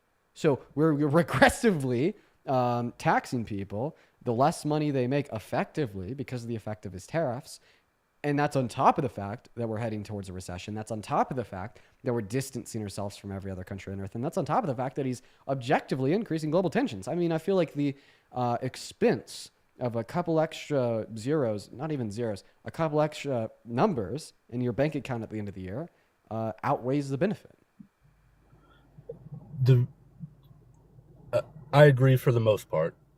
Where I disagree is, as somebody who is a high earner, the opportunity that I have to offer better employment for the average person because my income is higher, which gives me more capital to invest into further ventures, which I'm stuttering a little bit because I am nervous. No, I hear what you're saying. You will have more capital to reinvest into your business if you choose to do so. And if you're a virtuous, morally good guy that not only wants to scale your business, but wants to give a higher quality of life to your employees, you can do that. And every so often, we see a business owner do that. But here's the deal. Why do you care more about the benefit of a handful of people compared to the benefit of millions of people? Also, if you have a higher income over $400,000, right, and you have a higher tax rate, the top bracket would be like, if it's higher, would actually incentivize you more to reinvest money that you would rather get, that you would get otherwise, into your business, because you get less of that money. If that makes sense. Because you get taxed on it at a higher rate. I don't know. The way that I think about it is like, this is more individual. If this guy's telling us that for whatever reason, he has like more of an incentive to reinvest more of his money into the business because of the tax cuts, I'll just say, okay, I'll believe it. And I'm sure that if you are genuinely a virtuous guy like you're describing, you will do it. But I think that we should value the benefit of millions compared to the benefit of like maybe 20. Well, I think both of these things are true. Also, but like he should be doing what's going to benefit people. Plus, he actually is going to have a greater incentive to reinvest if it is the case that, because you save whatever your top marginal tax rate is when you do a tax write-off. Right. So, and Parker, I'll be honest, I didn't follow the first half of what you said. So if without being disrespectful, I won't respond because I don't want to confuse the audience. With another point of view that I feel is necessary to mention, or not necessary, but my opinion as somebody who has, reaped the benefits of capitalism, is the way I view it. And Dean, you can tell me if the data proves otherwise. When the higher earners are, earning more, pocketing more, most people who are high earners are always seeking to make a higher income. Higher incomes usually come from running businesses, and running businesses need employees. And the way I look at it is the better that the wealthy do, the more jobs that are created. So that can be true in microcosms. Like, for instance, maybe you, definitely like Costco's, and I think like a couple banks, right? I like when Donald Trump reinstituted like his version of trickle-down economics in 2017. Like that's really the only companies that I could think of that reinvested more back into their employees. Like I think JP Morgan gave 10,000 employees a 10% pay increase. But on the macro scale, we don't see that trend follows. For instance, there was a study done by this financial institution called Brookings, you might know of them, that basically demonstrated after the Tax Cuts and Jobs Act was signed into law under Trump's first admin, we didn't see any new business investment on the macro scale. Okay. And to take it one step further, we also really didn't see any new GDP growth. I think it was like 20 to $40 billion in additional GDP growth per year caused by his tax cuts. And that's accounting for the tax cuts for the average American, which were minimal, not just the tax cuts for wealthy Americans. So overall, we don't see that as a trend on the macro scale, but we definitely can point towards isolated incidents where that's true. But I don't think that like the isolated instances of virtuous business owners executing upon trickle-down economics in a good manner for the average American justifies it as a whole, since we could just reconsider trickle-down economics and say, let's just give the cuts right to the workers, and that will increase the qualities of lives for more workers than otherwise. Yeah, I think what I am hearing is that I am assuming that everyone is on the same thought process as me, and I guess they are not. Yeah, no, they're not, man. Yeah, and like, hey, dude, like I said, if I was like ultra fucking rich, if I made a shit ton of money, if I had like 72 employees, if I was killing it like you are in this game of capitalism, I wouldn't care about like marginal increases in my taxes because it wouldn't do shit to my quality of life, especially when I consider how many lives would be benefited off of an alternative tax structure.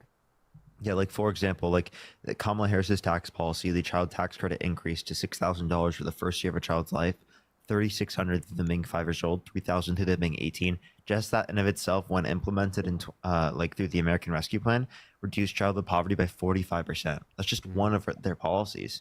Not to mention $25,000 tax credit for first-time home buyers for new homes, or the $2,000 cap on pharmaceuticals out of pocket, $35 cap on insulin per month, right? The expansions to the ACA, right? Plenty of policies that benefit average working Americans that Donald Trump simply wasn't advocating for. Right. And then just one last thought for me. I know that we're throwing a lot at you, but it kind of all comes together well. Spaghetti. Like, I feel like if you got to pay a little bit more in taxes, the only pain that you're going to feel is like writing the check to the IRS. You're going to be like, damn, that's a big number. Move on with your day. Forget about it in a week. Right. But like the pain that the average American is going to feel as a result of Donald Trump's economic policy is like not being able to I guess like the average or low income Americans is going to be like not being able to like feed themselves to their children, you know, going from dinner every single night to maybe dinner 5 times a week. You know what I mean? And as somebody who grew up in poverty, I am of course sympathetic to that. So Yeah. I will say for me personally, and I know this is probably going to bother a lot of the viewers, when it comes to my vote, as somebody who, I mean, hell, I have my pronouns in my bio. So, but I simply look at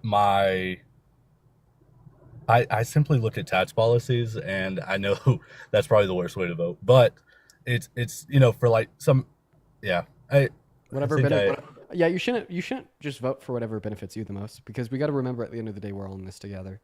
And also, who knows, maybe when a lot of other people are struggling outside of yourself, that might make you do worse as a business owner too. And I think the best case for that right now is the fact that Donald Trump's economic policy is sending us towards a recession. But This is actually what I typically say to them. Like, think about your kids. Think about your kids' kids. Think about the kids that come after them. Do you want a society that's better for them? Because inevitably speaking, even the money, if you make it for them, is actually going to equal out, right, within a few generations. So your kids' kids are going to be no different than any average person. Yeah, fair point. Well, I think my perspective has been changed, so that's a W for you all. Man, well, I mean, it's a W for you too. I hope you have a good rest of your day. I will say, just because like I've seen 400 comments about it, and I don't really care to mention it. My income last year was, I'm not even gonna say my income, but the lowest salary I have on my payroll is $127,000. So start a business, pay your employees well, and vote blue next time, I guess. That's actually kind of crazy. I'm not gonna lie. If he's like telling the truth, that's actually pretty nuts. Like the lowest salary on like your your employers is $127,000 per year. Damn, dude, that's yeah, you're killing it, and you're seemingly doing very well by your employees. I could respect that. I can. Bree, thank you so much for the $10 over on YouTube Super Chat. As somebody with multiple chronic disabilities, my essential medications have nearly doubled since December. Jesus Christ, Brie, I'm so sorry. Yeah, that's a very real example of real world harm. Linda with the $10. I don't use PayPal often besides you and Parker, so I worry I screwed up. Did my PayPal go through? Let me check right now, Linda. What's going on? Hi, my name is. Do you support Trump? I don't. I just wanted to say hi. Thank you so much for everything you do. You just inform people so much and so eloquently, and I just wanted the opportunities to say thank you. I really Thank you so appreciate much. it. Thank you so much for the love, Linda. I'm sorry. not Linda. Absolutely. Thank you so much for the love, MM. I hope you have a good rest of your day. Then also, Linda over on YouTube, it did go through. I'm so sorry I didn't see it. Linda, thank you for the $20 donation over on PayPal, saying The Cult of Trump by Stephen Hassan is a good resource to help explain why MAGAs were sucked in by Trump. I'm going to have to read it. Thank you so much for the recommendation, Linda. What's going on, Jennifer? Do you support... oh, go ahead. Sorry. And Mary, thank you for the $20. Thank you so much for Happy Friday, Parker. Thank you so much. I really appreciate it. Thank you, Heidi with the $10, Ashlyn with the $1, and Caleb with the $5. Thank you so much, y'all. Yeah. Jennifer, do you support Trump? I actually don't, but I just literally wanted to come on here, like the girl that was just on here, because I'm actually from Canada and I look up to you guys like so much, and like we're kind of going through the same thing with our election and everything. So, and like whatever, I love watching you guys because you guys like speak so much truth about actually what's going on in the world. Jennifer, I really appreciate that. Thank you so much, and I hope you have a good rest of your day, and I appreciate you for your kind words. Right now, we are just looking for Trump supporters, though, but that is incredibly kind, guys. But please stay out of the queue unless you're a Trump supporter. What's going on, Olivia? Do you support Trump? Hey, how are you? And I just wanted your opinion on Candace Owens and how she turned her views around. But I do not support Trump, and I am also an avid follower and believer in you, and I respect you for your debates and your lives. But I appreciate you for the love, Olivia. I'm sorry, I am going to kick you just because we are looking for debates. Did you get my flag? Yeah, I did. Should I drop or? No, okay, it's up to you. But specifically about Candace Owens, she didn't turn her views around. Hello? What's up, S? Do you support Trump? No, but I do have somebody here that does and would like to debate you on. Oh, dude, I had my thumb on the kick button. I don't know. Yeah, no. They're there with you right now? Throw them on. Yes, they're right here. Yo, what up, Dean? What's going on, man? So you support Trump? Yes, I do. Why is that, dude? Why do you support the worst president of your life? Well, see, that's your view. It is. That's what we're here to debate, sir. So, other than that, I support Trump because, I mean, come on, dude. Really? This come on, dude, really is Come not on, an dude, argument. really? You know what? That sounds like a good argument.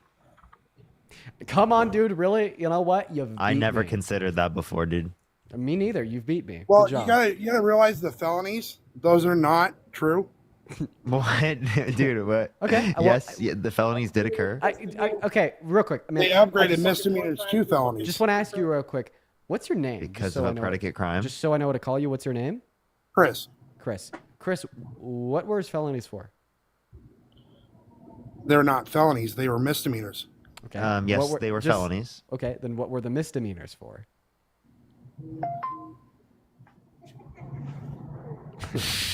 Chris, you can't say that it didn't happen if you don't know what they adjudicated to have occurred. That's like me saying that Chris is definitely not wearing a blue shirt right now. I don't know that. I don't know what color your shirt actually is. Anyways, Chris, why do you support the current administration? Because I asked him if he supported Trump, and he was like, yeah, I thought Did he give up? Come on, Hello? dude, really? so I hop on the line. We going to debate and win. Bro, drop the phone. Chris, you should come back.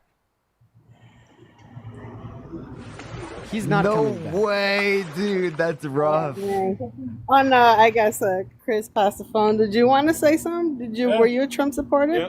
Yeah. Okay. All right. There's somebody else? You could just go Okay. ahead. Yeah. Yeah. So Hi again. so why is it that you don't like Trump? Just. Oh, wait, yeah, I- yeah. Do you want me to address or do you want to go for it? Yeah, but before I just wanted to ask Anybody's Blair. fine. Real quick, Blair, do you support Trump? again. Remember me? Yes. I Hi, bestie. I don't, you're scaring me. Okay, so yeah, why do you support Trump? Oh, I support Trump because he's not part of the status quo. So he like disrupts the status quo? Yes. Well, I think that What is bad about the status quo? Well, let's see. As a veteran, When my brothers came back from fighting overseas, same like me, a lot of them ended up homeless. A lot of them, have mental issues. And everyone says like, oh, the VA system is like really awesome. No, it's not. And the VA system is, is controlled by the government. And we spend all this other stupid money for like supposedly helping the homeless or supposedly. So we should cut the VA? No, not cut the VA. Can I hop in here real quick? So let's imagine that you drove a car that maybe had like an evap leak. So, check engine lights on, needs to get that gasket fixed. Maybe it's leaking a little bit of oil. And maybe also like a couple of the tires need some air. So it's a little bit hard to drive the car. Let's also assume that they don't have any tread. So it takes you like 350 feet to stop. Like your car is not perfect. In fact, you probably have some good reasons to complain about it, right? Yeah, that's true. So if I walked up to you and I said, well, I can't fix your car, but I could offer you a totally new one, but this totally new one was even worse off, okay? You had to completely change your thermostat.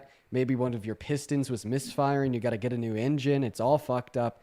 Would you switch for that new car because your current one isn't perfect? Well, if it's more trouble than the car that I currently have, no. Precisely my point. I think that there's like super good faith, genuine critiques of our country's treatment of veterans, especially in the VA, and as it relates to the health crises of many veterans in America today. And I think that those are, very valid concerns, right? But I think the Trump administration only serves to further exacerbate those concerns. Like, we have a bunch of homeless veterans. Well, how are they going to be doing when the purchasing power of every American making under $400K per year is worse off? I mean, those homeless veterans are going to have an even lower quality of life. You said that we're facing more mental illness in America, as specifically as it relates to veterans. So, I mean, how do we feel about Donald Trump defunding 988? So now all of a sudden, none of those homeless veterans have a number to call if they have a phone to talk to a mental health professional if they're on the verge, right? We have this issue of a VA in which is dysfunctional and does not provide quick, effective care to veterans in America. Well, now you voted for Trump, revoking funding from the VA, firing over 10,000 employees, so that care is going to take even longer now. See, none of what Trump offered for your problems solve the problems. In fact, Donald Trump offers things to make them worse. Well, because the thing with the government, same like in the military, sometimes you have two people doing the same job and it's redundant. So you don't need two people doing the same job. If I'm paying like three people basically to do the exact same job, why not just pay one person and get rid of the other two? But instead of helping to me, it should, the way I would look at the homeless crisis is if you served and you're a veteran, you come first. If you're just a homeless person because you're an alcoholic. Name one thing that any Republican has ever done for homeless veterans. That's exactly what I was going to ask. Well, honestly, I can't really name one. But what I'm saying is, you have these people that just we need to take because they haven't done shit. Homeless people in America have only been helped by Democrats that were veterans. Food stamps, Democrats. EBT, Democrats. Social safety nets like child tax credits, Democrats. It's all Democrats. Yeah, and I'm paying for lazy shits. But if you're homeless and you're a veteran, lazy, bro, what? Why are you just saying people? Bro, you should be first. Wait, in getting assistance. If you're homeless because you're a drug addict or you're an alcoholic or you gambled your paycheck away, then no, you're at the bottom of the freaking ladder. Sir, until we get every homeless person to like some kind of treatment or housing. So for a while when I was growing up, I was homeless because my mother was a drug addict. So you're telling me that all government benefits should have been taken away from her and I should have starved? Yes. You fucking sick fuck. Well, if that's what is wrong with you? What is wrong with you? You know what's wrong with me? I don't fucking give a shit about useless people. Useless? You mean children? You mean Your you don't mom care chose- about children? your mom Wait, chose I have a to I have a fucking question. Are you? control when you were a I have a kid. question. Are you That's not my pro-life? fucking problem. I have a question. Are you pro-life? Am I pro-life? Yeah. Kind of, sort of, depends. No, you're pro forcing women to go through fucking pregnancy. You don't give a flying fuck about them. I'm You just not said that fucking Dean should have forcing nobody. starved to death If you're because too fucking he was a stupid to keep child. your fucking nails closed or fucking put a condom on it, then hey, you're a fucking problem, not mine. Jesus Christ. You know, for a What? lot How of, is that fucking hard? You know, for a Condoms lot don't of, cost I'd that like to much. It's clarify here. fucking $12 at fucking For a 7-Eleven. lot of How the fuck is birth Hey, control hey, work? sir. Okay, if I'm speaking population and control, you're gonna just fucking listen. shoot people, right? Awesome. I'm speaking and you're gonna listen to me, okay? Well, you keep interrupting me. And I'm gonna continue to interrupt me until you shut the fuck up. Because you're a sick Oh, fuck. So but awesome. I See, don't liberal want to have to get hostile. Right there. You just told me that I should have starved to death as a kid. I don't really care about being liberal like. But I'd like to clarify here. You told me that, like my mother at that point was just completely useless and bottom of the barrel, who cares? Like for a lot of individuals that struggle with addiction, especially during the O crisis, that addiction, and that was your are you choice. gonna like maybe possess the impulse control of like a 5-year-old and just wait? I'm wait just for saying me to that was her choice. Are you gonna wait for me to finish? You can finish. I'm just saying that was her choice. Go ahead and I honestly don't think that you have enough information on what addiction is, what it leads to, or how it can occur to make that delineation. And you're just reiterating tired old talking points from the Republican Party because it's all you know. So I've turn off never the heard news, anyone on the stop Republican listening Party into say the propaganda, and maybe listen to what I have to say. Is that fair? I've never heard any Republican say that. So I'm gonna go ahead and just once again I'm gonna start talking, and I'm gonna request for you to listen to me. Oh, go ahead.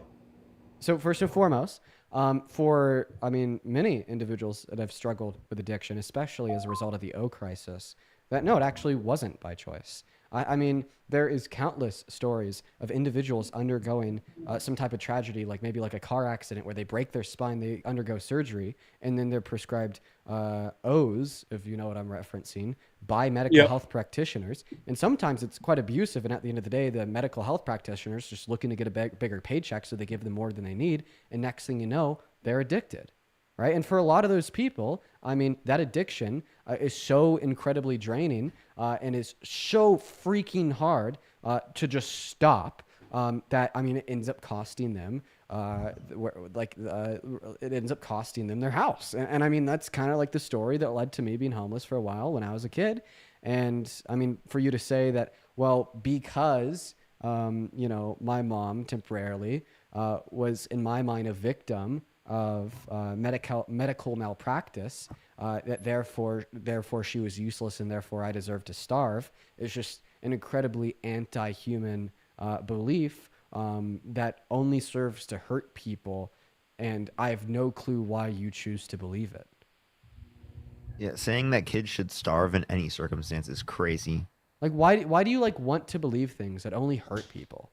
Like, man, I feel like at the end of the day, we got to remember, like, we're all human, right? And I feel like at the bare minimum, everybody, regardless of their political affiliation, should just try to look out for yourself, sure, but also look out for others and at least want to strive for a brighter future, for everyone. And I mean, like, when you just choose and like willingly opt to hold to beliefs that only are conducive to harm against people, it doesn't generate any good. It's just kind of like, maybe you like the shock value of telling over 6,000 people that kids should starve and drug addicts don't deserve to live.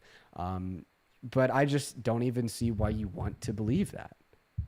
I might sound like a radical, but human beings have a right to food, to be No, fed. they don't.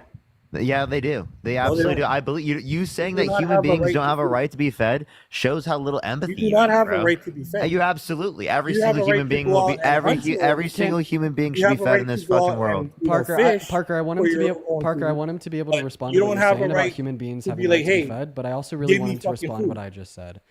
Like, could you mind, Well, do you wait. mind before responding to Parker, you respond to what I said? I mean, And- like, and, basically, okay, for like the conclusion of what I said is like, No, there's many circumstances where addiction's not a choice, and it definitely doesn't justify devaluing humans and saying that their children should starve. And I fail to see any positive consequences of that belief. So I'm merely asking you why you hold that belief.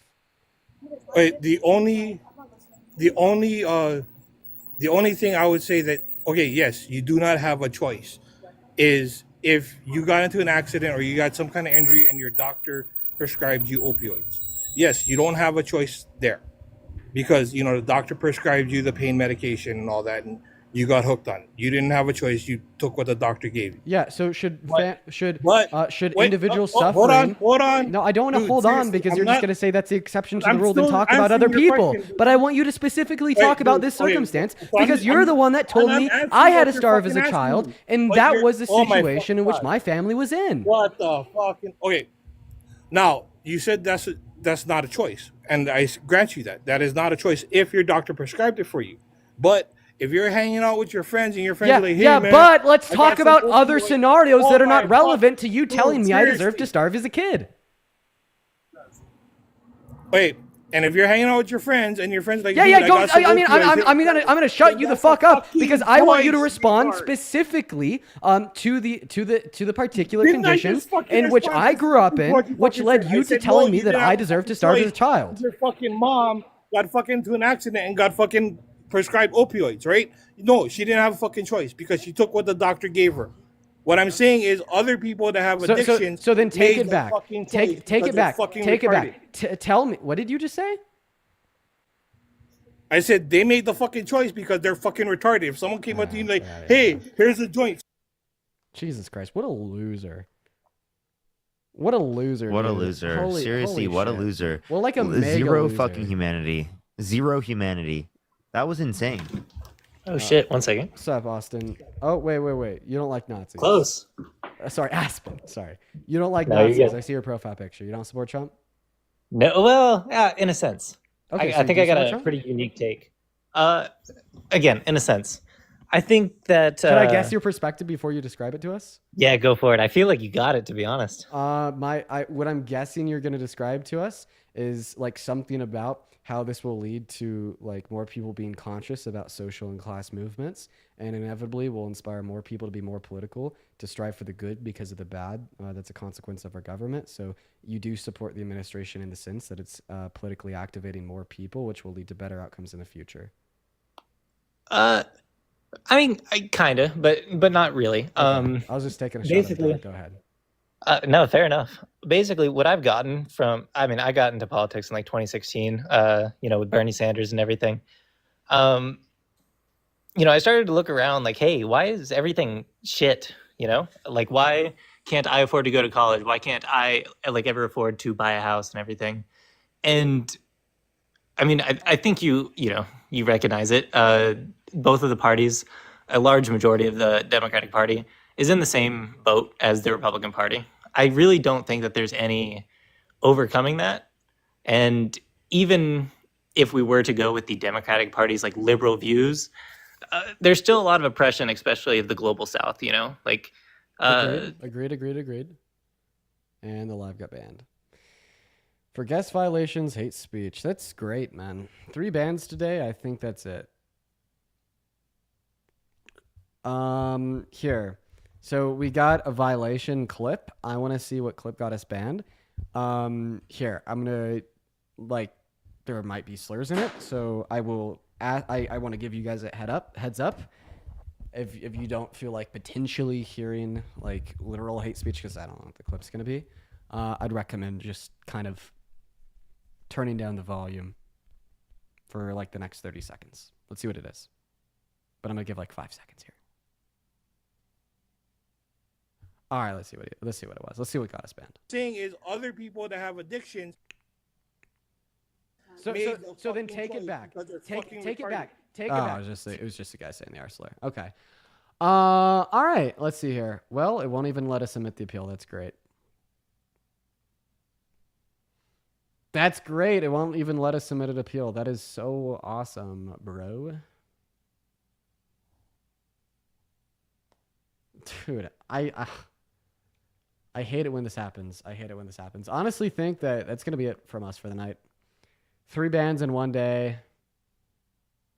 Oh boy.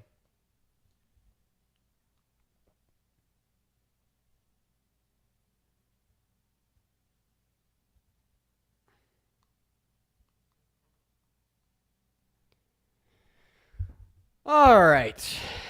All right, let's see. Yeah, we're probably going to hop off. Jennifer, thank you so much for the $20 over on Venmo. I really appreciate you for that love, Jennifer. Everybody, please show some love to Jennifer. Jennifer says, the one thing I appreciate most about you is that you don't tolerate the R word. Yeah, I mean, that's definitely like, I think that's probably like something that I do that is probably like the less, like, it's not, I mean, like the use of the R word's like pretty socially accepted, man. So it's like when people don't tolerate the usage of the R word, people are like, oh, like this guy's weird. But like, I don't know, man. I think it's pretty bad. I think it's pretty bad, bro. And it took me a while to realize this as well. You know, like in high school, in like my younger life, for a long time, I saw like the R word as identical to like idiot or something. You know what I mean? Like there was no real distinction between the use of the R word and like the reference of any other word to like basically call someone dumb. Just very normalized. But I mean, like, I feel like the more I kind of grew up, matured, I was like, yeah, that's not a good one. I think it's quite bad to say that. It's very, very normalized. Yeah. And honestly, yeah, I saw somebody in the chat saying, I think that the N-word is also normalized. Dude, it is. Oh my God. Especially where I live, you guys. It's so cringe. Oh my God. I hate it. This was like the other day. I was like just out and about, right? And like some like random white boy walked up to me. He didn't know who I was. I forgot like what he had. Like I forget his reason why he wanted to talk to me. But like on his way out, he was like, "Peace out, my N-word." And dude, I just like cringed so hard. Oh my God. I don't know. Anyways, that's my that's my thought. Same thing with the F word. Oh my God, yeah, too, dude. It's pretty bad. You wish slurs weren't so normalized. Yeah, I think like the big issue with overcoming the normalization of the language is like so many people just don't think past like the top layer of the onion, and they just simply say, well, it's just language. Why should I stop saying it? You know what I mean? But you know, once you put, you know, a little bit more thought into it and you kind of get past that surface level brain rot, you know, you start to wake up a little bit.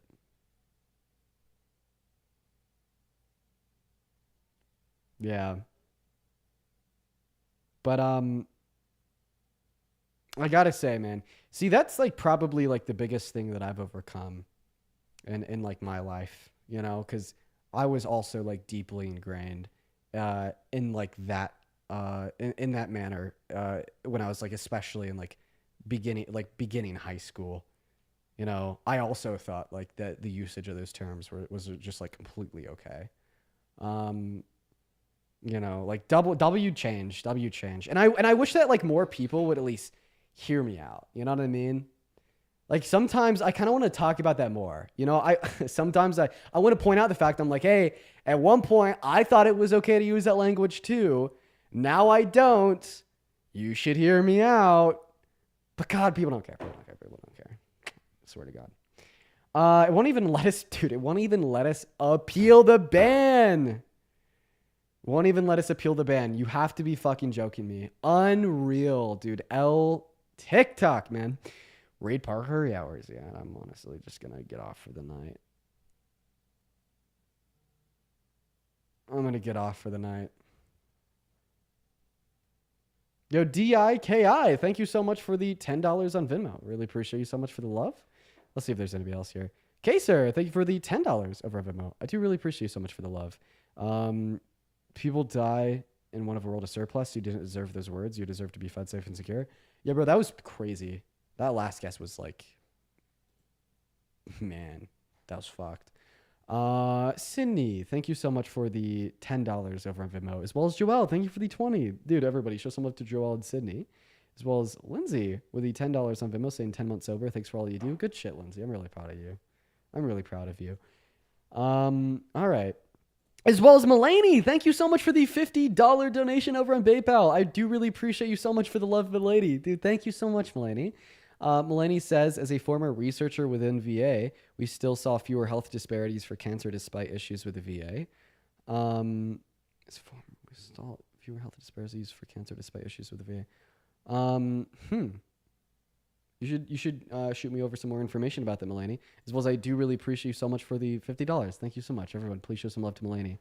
As well as Big Man R for the $20, saying I'm buying. I genuinely get called the F slur every day in school, dude. I'm so sorry, man. Where do you like? If you don't mind me asking, what state are you in? Because that's crazy. I'm just curious about like the societalization of the state that you live in. But hey, also, you know, just like an afterthought about the last debate I had, where that guy was just straight up saying like, oh, addiction is a choice, bro. Says somebody that's never been addicted to anything ever before.